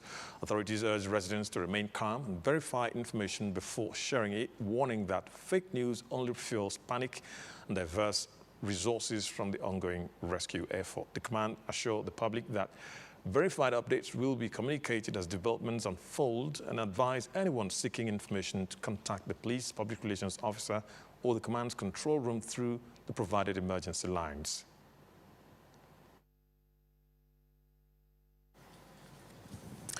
And in a move aimed at strengthening Nigeria's social protection system, the European Union, in collaboration with Action Aid Nigeria, has launched the EU Support for Strengthening Social Protection in Nigerian project known as ESPAIN. The initiative is designed to improve transparency, coordination, and public trust in Nigeria's social protection framework, particularly for the poor and vulnerable population. The country director of Action Aid Nigeria described the initiative as a renewed commitment to millions of Nigerians living in poverty and exclusion, noting that the project seeks to rebuild public trust in the National Social Register while strengthening accountability within the social protection system. Not just putting it and then we cannot account for it, but when we actually implement it, it will go a long way in bridging the level of poverty and inequality that we see today, beyond the 133 million persons that are living in poverty. And except we have an active social protection program that can deal with those issues, we will keep having those reoccurrence. Of the ESPAIN project will deepen and depend on sustained collaboration between government, development partners, and local communities in ensuring that social protection interventions truly reach those most in need. Building effective social protection system is one of the most powerful tools we have to eradicate poverty and also reduce inequality. Against this backdrop, the launch of this project comes at a defining moment in Nigeria's development journey. It aligns seamlessly with the national priorities of strengthening social protection systems, expanding inclusion, and building resilient communities. The 3-year EU-funded project will be implemented across Abia, Benue, Oyo, and Sokoto State, as well as the Federal Capital Territory, in partnership with the Okaya Women and Children Development Organization. Awareness on hypertension and other non-communicable diseases took center stage in Abuja as the Federal Ministry of Health and Social Welfare, alongside stakeholders, organized a roadwalk to commemorate World Hypertension Day. Health experts say despite the growing prevalence of hypertension in Nigeria, only a small percentage of the population knows their status or undergoes regular medical checks. Oyebimpe Wealth now reports. According to data, about 1 in every 3 Nigerians is living with hypertension, making it one of the country's leading public health concerns. Statistics show that between 17 and 35% of people living with hypertension are aware of their condition. Even among those receiving treatment, only about 15% maintain regular blood pressure monitoring and control. To address the challenge and encourage early detection, the Federal Ministry of Health and Social Welfare, in collaboration with partners, organized an awareness road walk in Abuja as part of activities marking World Hypertension Day 2026. What we are doing is to ensure that the community is mobilized to take their own health on their own hands. So today, as we walk, we're trying to raise awareness. We're trying to tell Nigerians that, look, hypertension is there. It has a lot of serious complications, and we can prevent them. Stakeholders at the event described hypertension as a silent killer that should never be ignored, stressing the importance of routine medical checks and early treatment. We have multi-sectoral focal points in the various line ministry departments and agencies. This is to ensure robust coordination to address NCD. If we're able to spend even 10-15 minutes of work daily instead of living very sedentary lives and changing our lifestyle.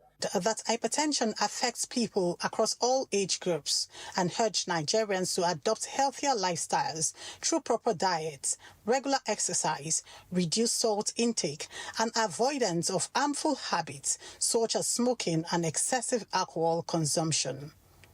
Oyebimpe Wealth, AIT News, Abuja.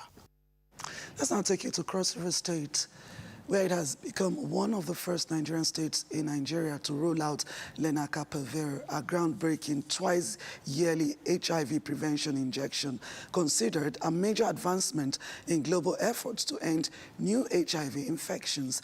Health authorities say the long-acting injectable pre-exposure prophylaxis PrEP is expected to transform HIV prevention by improving compliance, reducing stigma, and expanding access to vulnerable populations at a high risk of infection.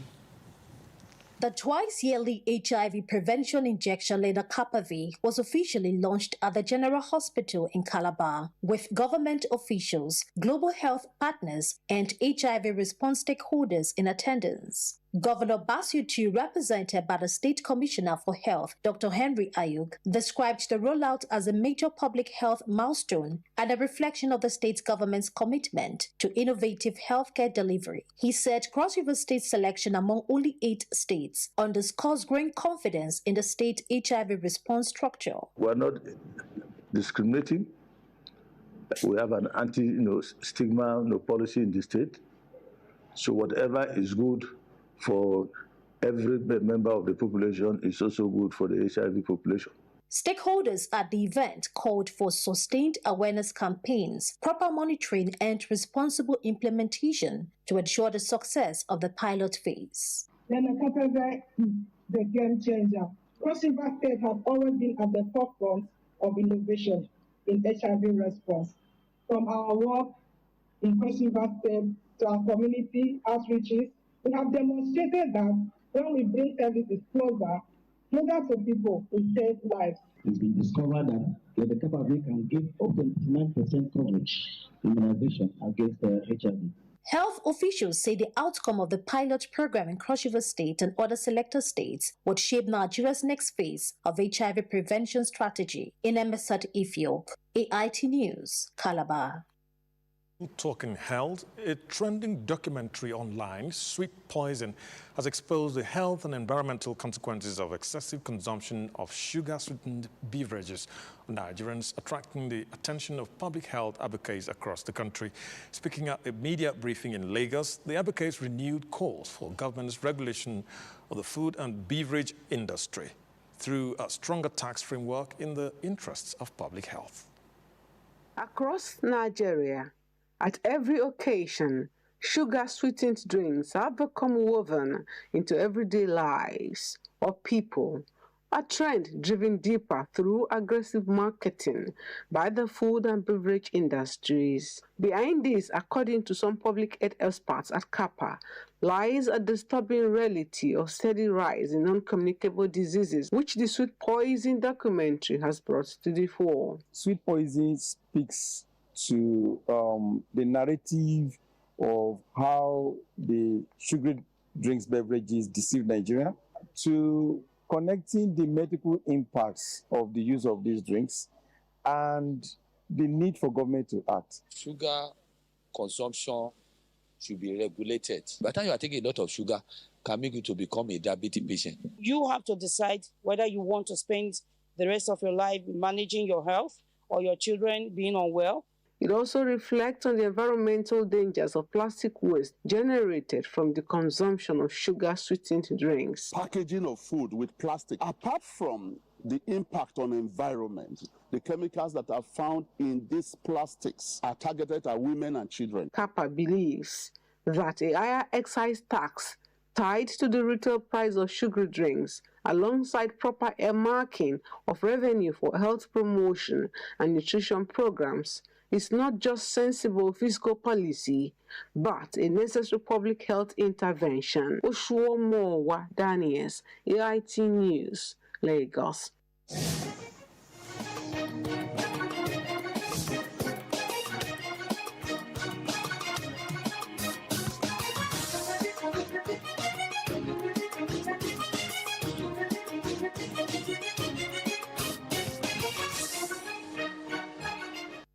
It's been 3 years since President Bola Tinubu was sworn in as a Nigerian leader.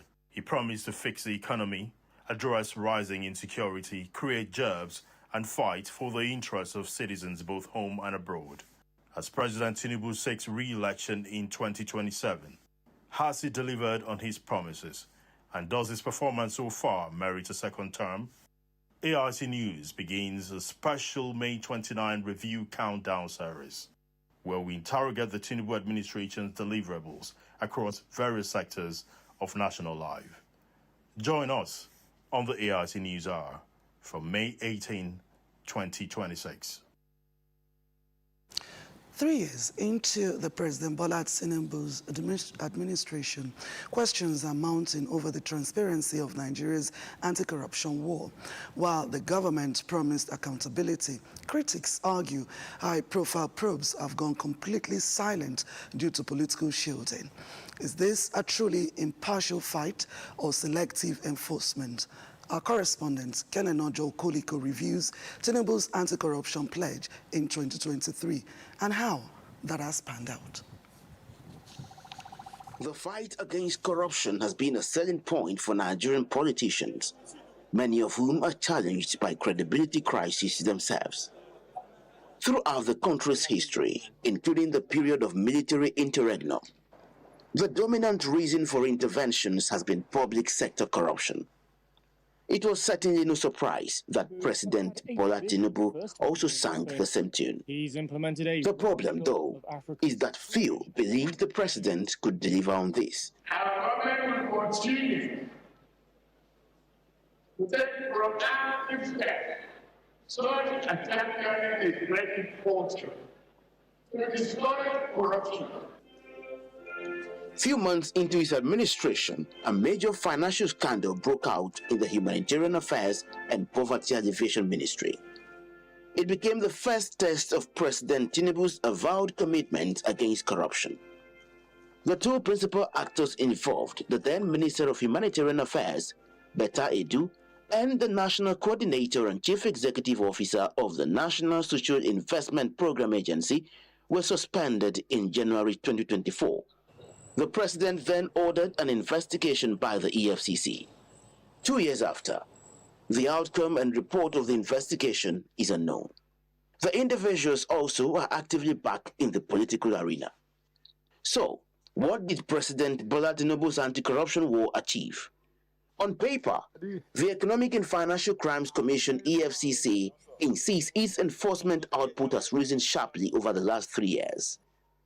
Data from the Commission shows 3,175 convictions secured in 2023, peaking at an all-time high of 4,111 in 2024.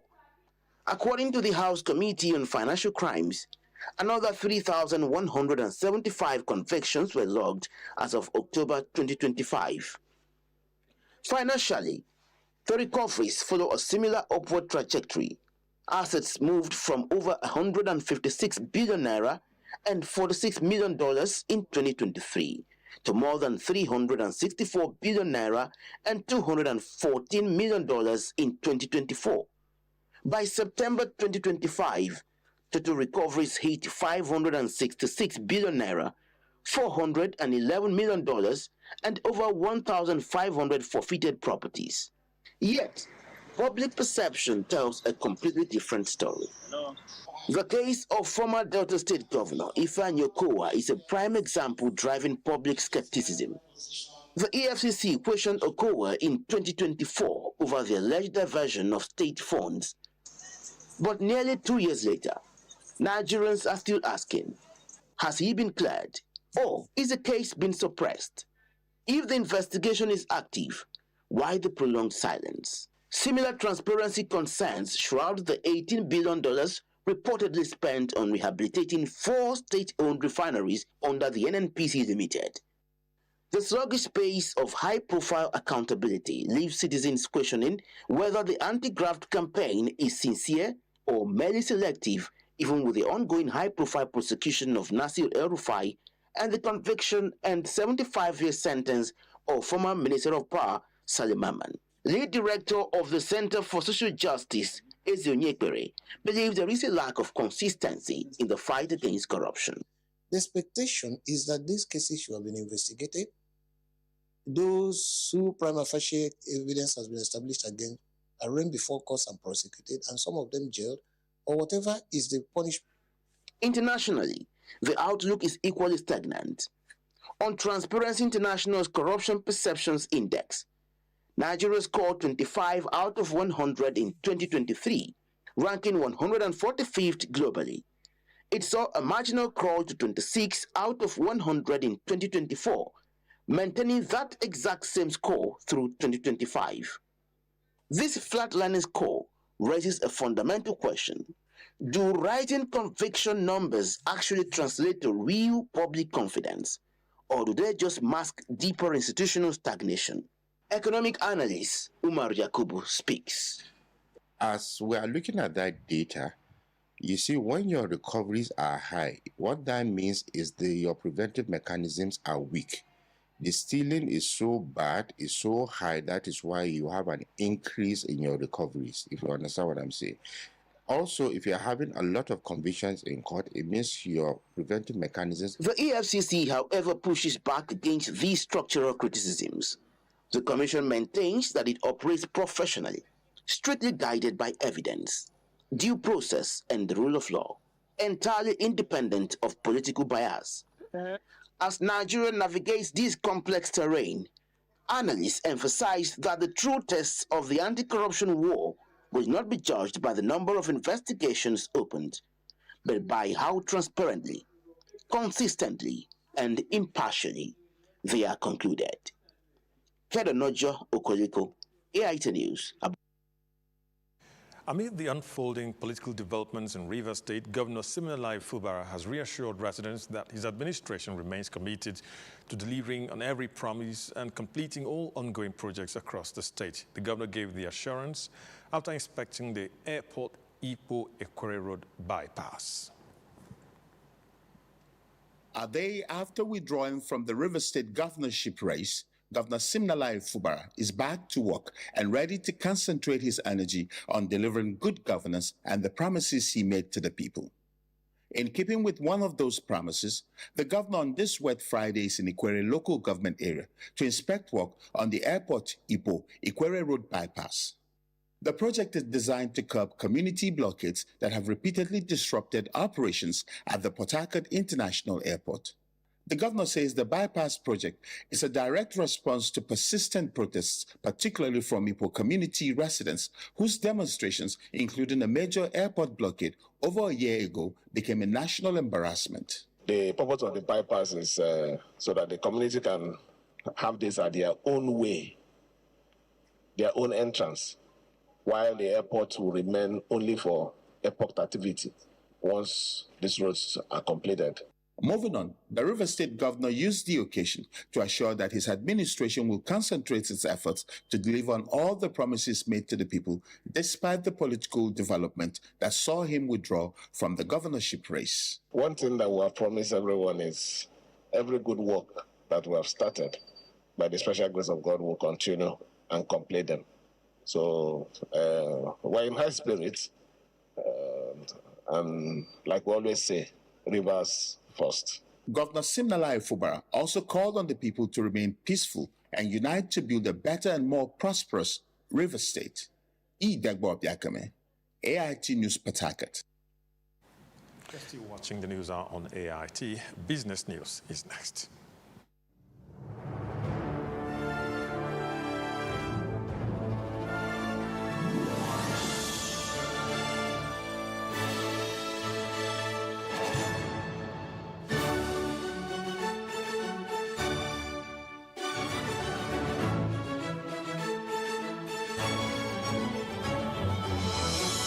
TerraCube, unwrap joy, unleash taste. My baba, they always say, for market, every day gets your own wahala. Sometimes people go on scam you. But Baba say, no be by gra, you must cool down, dey sharp. Because with OPay payment, your money go enter sharp, no story. But inside market, anything fit happen. One day, we no see phone again. My baba remember OPay USSD lock, dial *955*131#. Baba press am, lock account. From market woman to driver, from small boy to big man. Now OPay, they protect people like us. My baba fit sell, press phone, collect POS, and still they teach me price. And when they don't tire am, go just tap OPay night guard. We no fear for this our hustle life. Now OPay be the people payment shield. With Lipton tea, warmth does more than fill a cup. It brings people closer. Lipton tea is for togetherness. Godrich Air Pocket? Wow! With Power Gel technology, keeps the bathroom fresh for up to 30 days. Godrich Air Pocket. Bye-bye bad smell, hello sweet fragrance. We don't like to eat better, more nutritious meals, more veggies, but we want it tasty and easy too. Knorr Cubes, that's the secret. Made with real ingredients like chicken, parsley, and garlic. And enriched with iron, so your meals are better for you and more delicious too. That's the cocoa. Let's give it some accolades. Change your world by changing what's on your plate.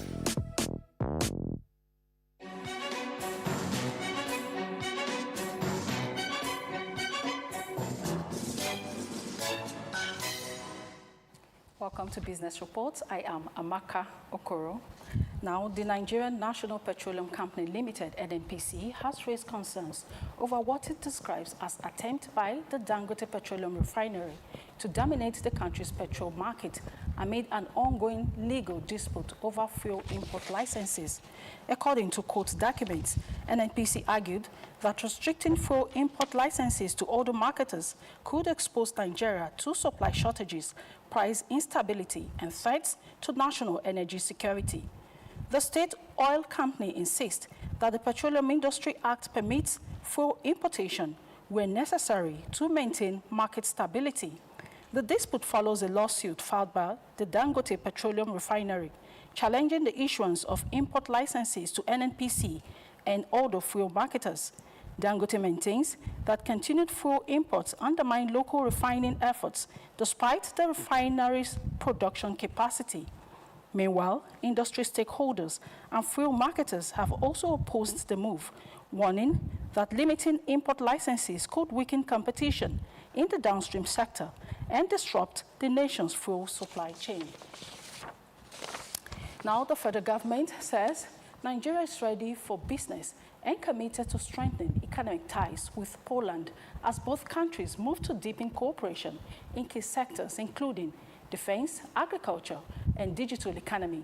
Vice President Kashim Shettima stated this during a courtesy visit by Poland's Deputy Prime Minister and Minister of Digital Affairs, Dr. Krzysztof Kłakowski, to the presidential villa in Abuja. Vice President Kashim Shettima says the administration of President Bola Ahmed Tinubu has continued to unlock the vast potential of the Nigerian economy through reforms aimed at attracting investment and promoting strategic international partnerships. We are open for business. Since assuming office 3 years ago, President Bola Tinubu has unleashed the full potentials of the Nigerian economy. We have liberalized the foreign exchange market. We have withdrew all the subsidies on petroleum products.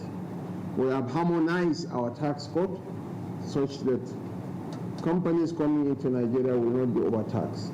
And most importantly, repatriation of profits is equally guaranteed. On his part, Poland's Deputy Prime Minister and Minister of Digital Affairs expressed his country's readiness to expand cooperation with Nigeria, particularly in technology and innovation-driven sectors. Apparatus Nigeria efforts to promote stability and development in the region despite numerous security and economic challenges. Now, Poland and views Nigeria as a country which enormous economic, demographic, and technological potential, as well a natural partner for developing long-term cooperation. Excellency, the Vice President, distinguished Senator Kashim Shettima, has just hosted the Deputy Prime Minister and the Minister of Digital Affairs of the Republic of Poland to a very warm and constructive discussions focusing on areas of collaboration between our two countries with particular emphasis on digital economy. Our job now is to take this discussion further. Meeting highlights growing bilateral interest between Nigeria and Poland as both countries explore ways to leverage their strengths to boost innovation, security, and economic development. And now to stock report. The Nigeria exchange market rebounded from the previous day's losses, extended the last trading day of the week on a positive note. This is after recording 3 days of negative outings. The all-share index appreciated by 0.15% to close at 249,540.75 basis points. The volume of shares traded is 610 million, corresponding to a market value of 24.7 billion naira. The market capitalization now stands at 159.9 trillion naira.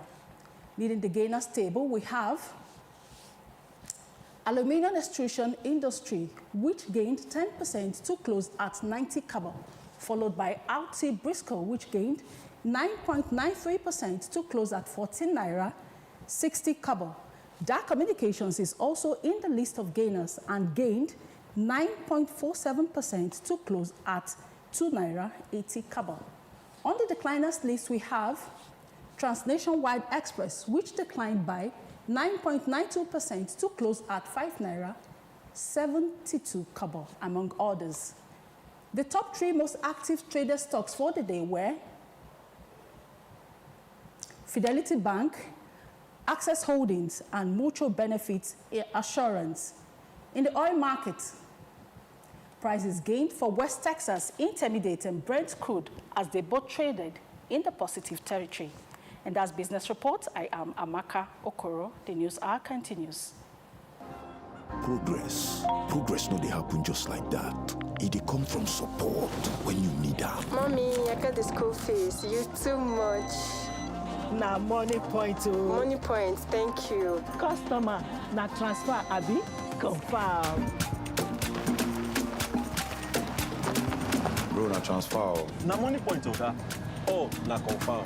Progress na peace of mind when you know say payment go land as sure banker.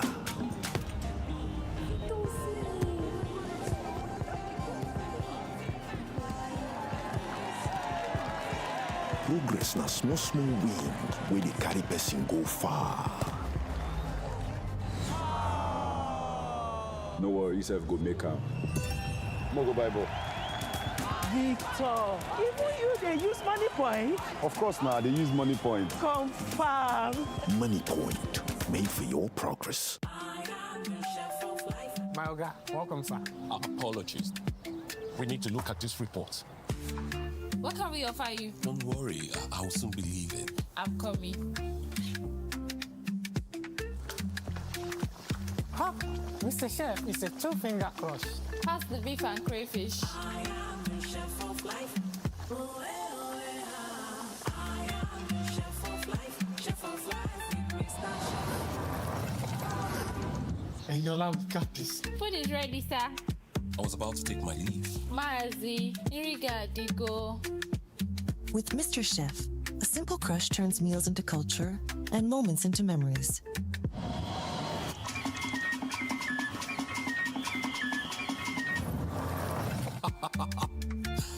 This is the true taste of home. And culture. Mr. Chef, taste home, taste culture. My skin and beauty even glow for your shade of beautiful. Hello again.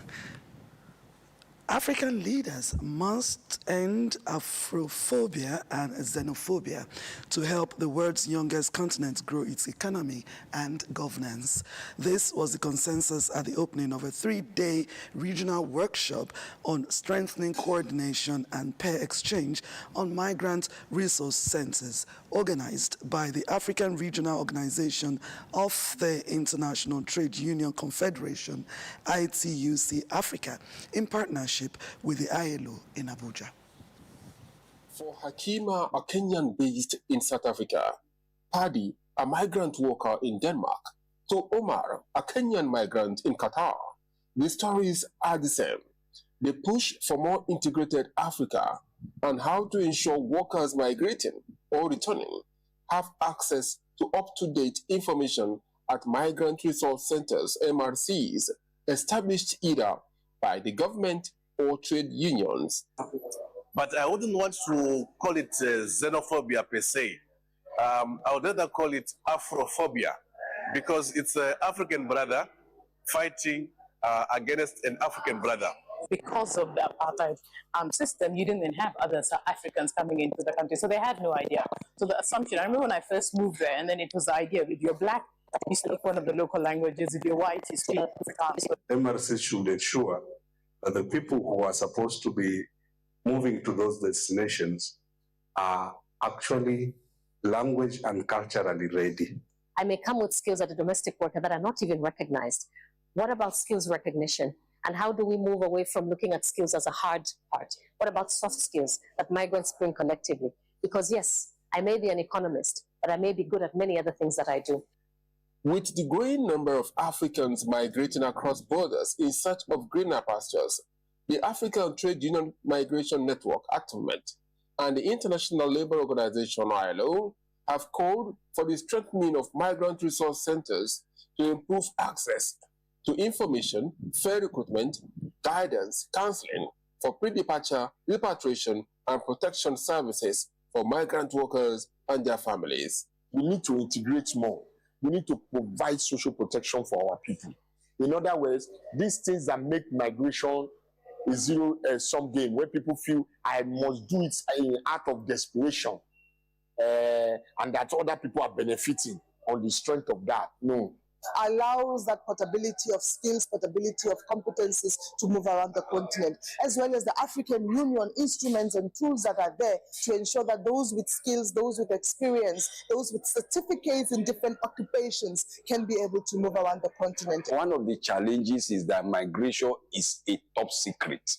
People who decide to migrate hide the secret, but we are trying to let them know that no, to migrate better and have better working condition and decent working condition and decent life.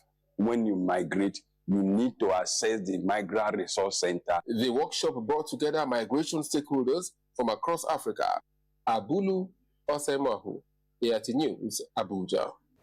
The 41-year-old Speaker of the Kwara State House of Assembly, Saliu Yakubu Danladi from Kwara North Senatorial District, has emerged winner of the All Progressives Congress APC's governorship primary election in the state. Announcing the result in Ilori, chairman of the APC Governorship Primary Election Committee and returning officer Musiliu Obanikoro declared Danladi winner after he polled 94,990 votes to defeat 14 other aspirants.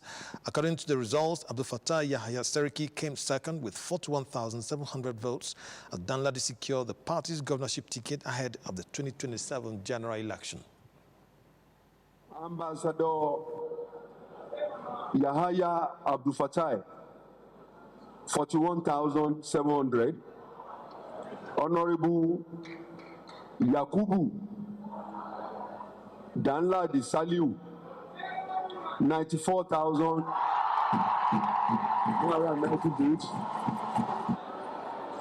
Hi, Senator Musiliu Olatunde Obanikoro, hereby pronounced Right Honorable Yakubu Danladi Saliu as the winner.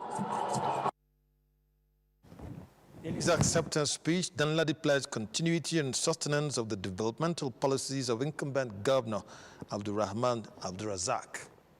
By His grace is all what we know. We are part and parcel of this administration. As a speaker for almost 7 years today, I'm inside of all the policies of Malan Abdurrahman Abdulrazak.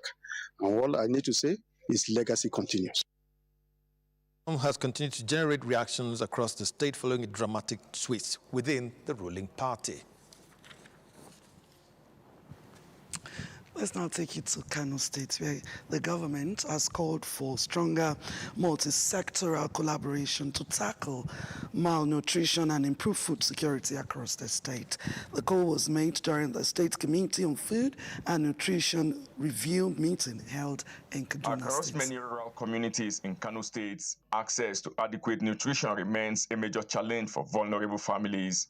Health experts say rising poverty, poor feeding practices, and limited access to health care are worsening cases of malnutrition among women and children.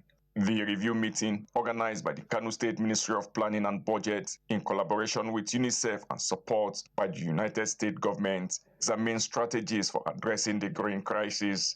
The well-being of women, children, and vulnerable population depends largely on the quality of policies. Kano State Commissioner for Health, Dr. Abubakar Yusuf, disclosed that more than 51% of children in Kano suffer from stunting, warning that the state risks long-term social and economic consequences without urgent intervention. So it means more than 50% of our future is at risk. So if we have poverty level of over 60%, it means people cannot adequately feed. If they cannot adequately feed, then there will be malnutrition. UNICEF Nutrition Manager Dr. Karven Singh described the nutrition situation as alarming. The data doesn't really look good. We have more than half of our children under 5 years of age who are chronically malnourished. They are stunted, and that shows that the levels of malnutrition in Kano amongst children is extremely high. Stakeholders at the meeting stressed that tackling nutrition requires sustained investment in healthcare, agriculture, accountability, and food systems to protect vulnerable populations and improve child survival. Abimaja Moses, AIT News, Kaduna. To other parts of the world now, at least 24 people, including 6 police officers, have been killed in 2 separate gun attacks along the Honduran coast, deepening concerns about organized violence and insecurity in the Central American country. Police said the attacks targeted both civilians and security officers within hours of each other. The first attack occurred at a ranch in Trujillo, where gunmen opened fire on workers, killing at least 10 people. Authorities say the area has long been affected by land disputes and agrarian conflicts linked to valuable natural resources. In a second incident, heavily armed assailants attacked police officers traveling near the municipality of Omwa, close to the border. 6 officers, including a senior commander, were killed during the ambush. Police said the officers had been assigned to an anti-gang operation before the attack occurred. Investigators believe organized criminal groups may have targeted the security team as violence linked to gangs and trafficking networks continue to plague the region. Authorities also warn that the death toll from the ranch attack could rise because relatives removed some victims' body before forensic teams arrived. Security officials have since deployed investigators, prosecutors, and forensic specialists to both crime scenes. Honduras remains one of the most violent countries in Latin America, despite repeated security crackdowns.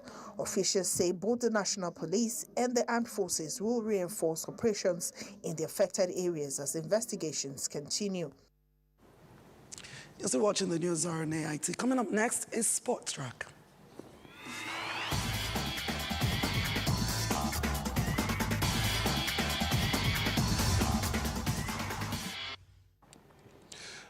Welcome to Sport Track. Ruthless Thomas Tuchel has left a number of high-profile names out of his England squad for the World Cup, while striker Ivan Toney has earned a shock recall.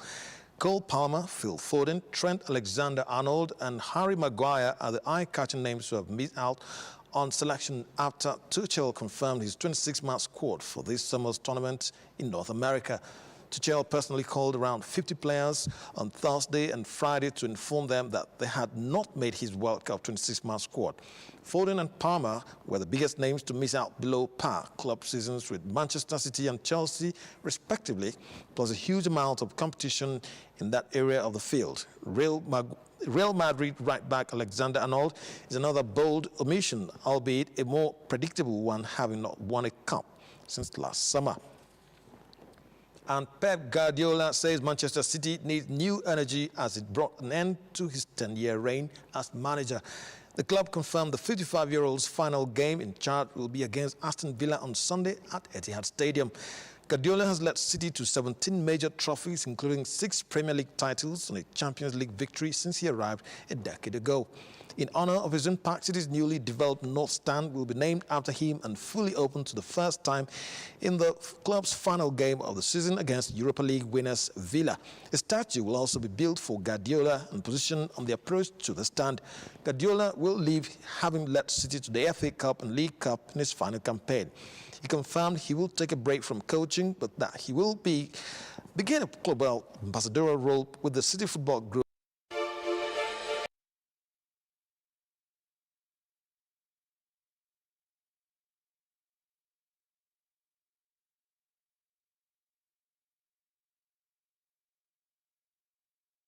A lot for watching.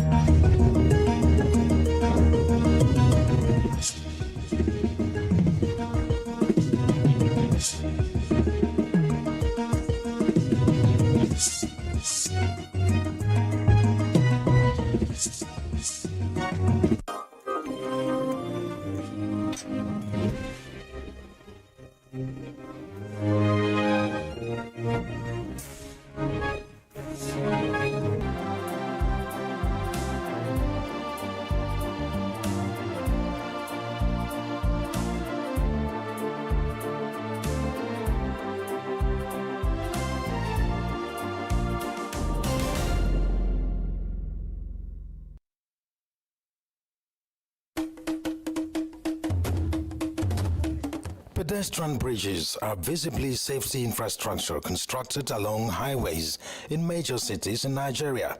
These bridges are obviously meant to prevent avoidable deaths occasioned by pedestrians crossing the highways. The pedestrian bridge is a girder footbridge designed to link 2 points at heights above the ground, but some Nigerians, especially Lagosians, prefer to dash across the busy road than to use the provided bridges. The pedestrian bridge are just facilities put in place, just like the zebra crossing, to protect the interests of the exposed road users, like the pedestrians. It's as a result of what has been happening to pedestrians, where people are being killed are being knocked down in the course of crossing from one side of the road to the other. Why would some people prefer to engage in this suicidal act? Fear of heights, insecurity, impatience, among others, were reasons advanced by respondents, while other respondents gave their reasons. But people used to talk to the federal government that they should do the overhead bridge. Even for this side, because the maintenance then used to be happened here. And the federal government hear our voice and they are doing the bridge for the people to use it. So I don't know why they are not using it. Even there's one woman now, he put the baby in the back and started going to cross the road. Some of the old men and women, they find it difficult to climb the step and the staircase, crossing to the other side. So they believe by crossing through the road, that will be more faster. Though it's faster, but it's dangerous. Because the government did not put on an enforcement agent to look after the thing, because they use a mighty money to build such a pedestrian bridge. To sensitization, whereby we try to tell people the reason why they should have it. I think that will work. Maybe because we don't really have we don't have knowledge about it. If that's the reason why we are not using the bridge. The sites of refuse dumps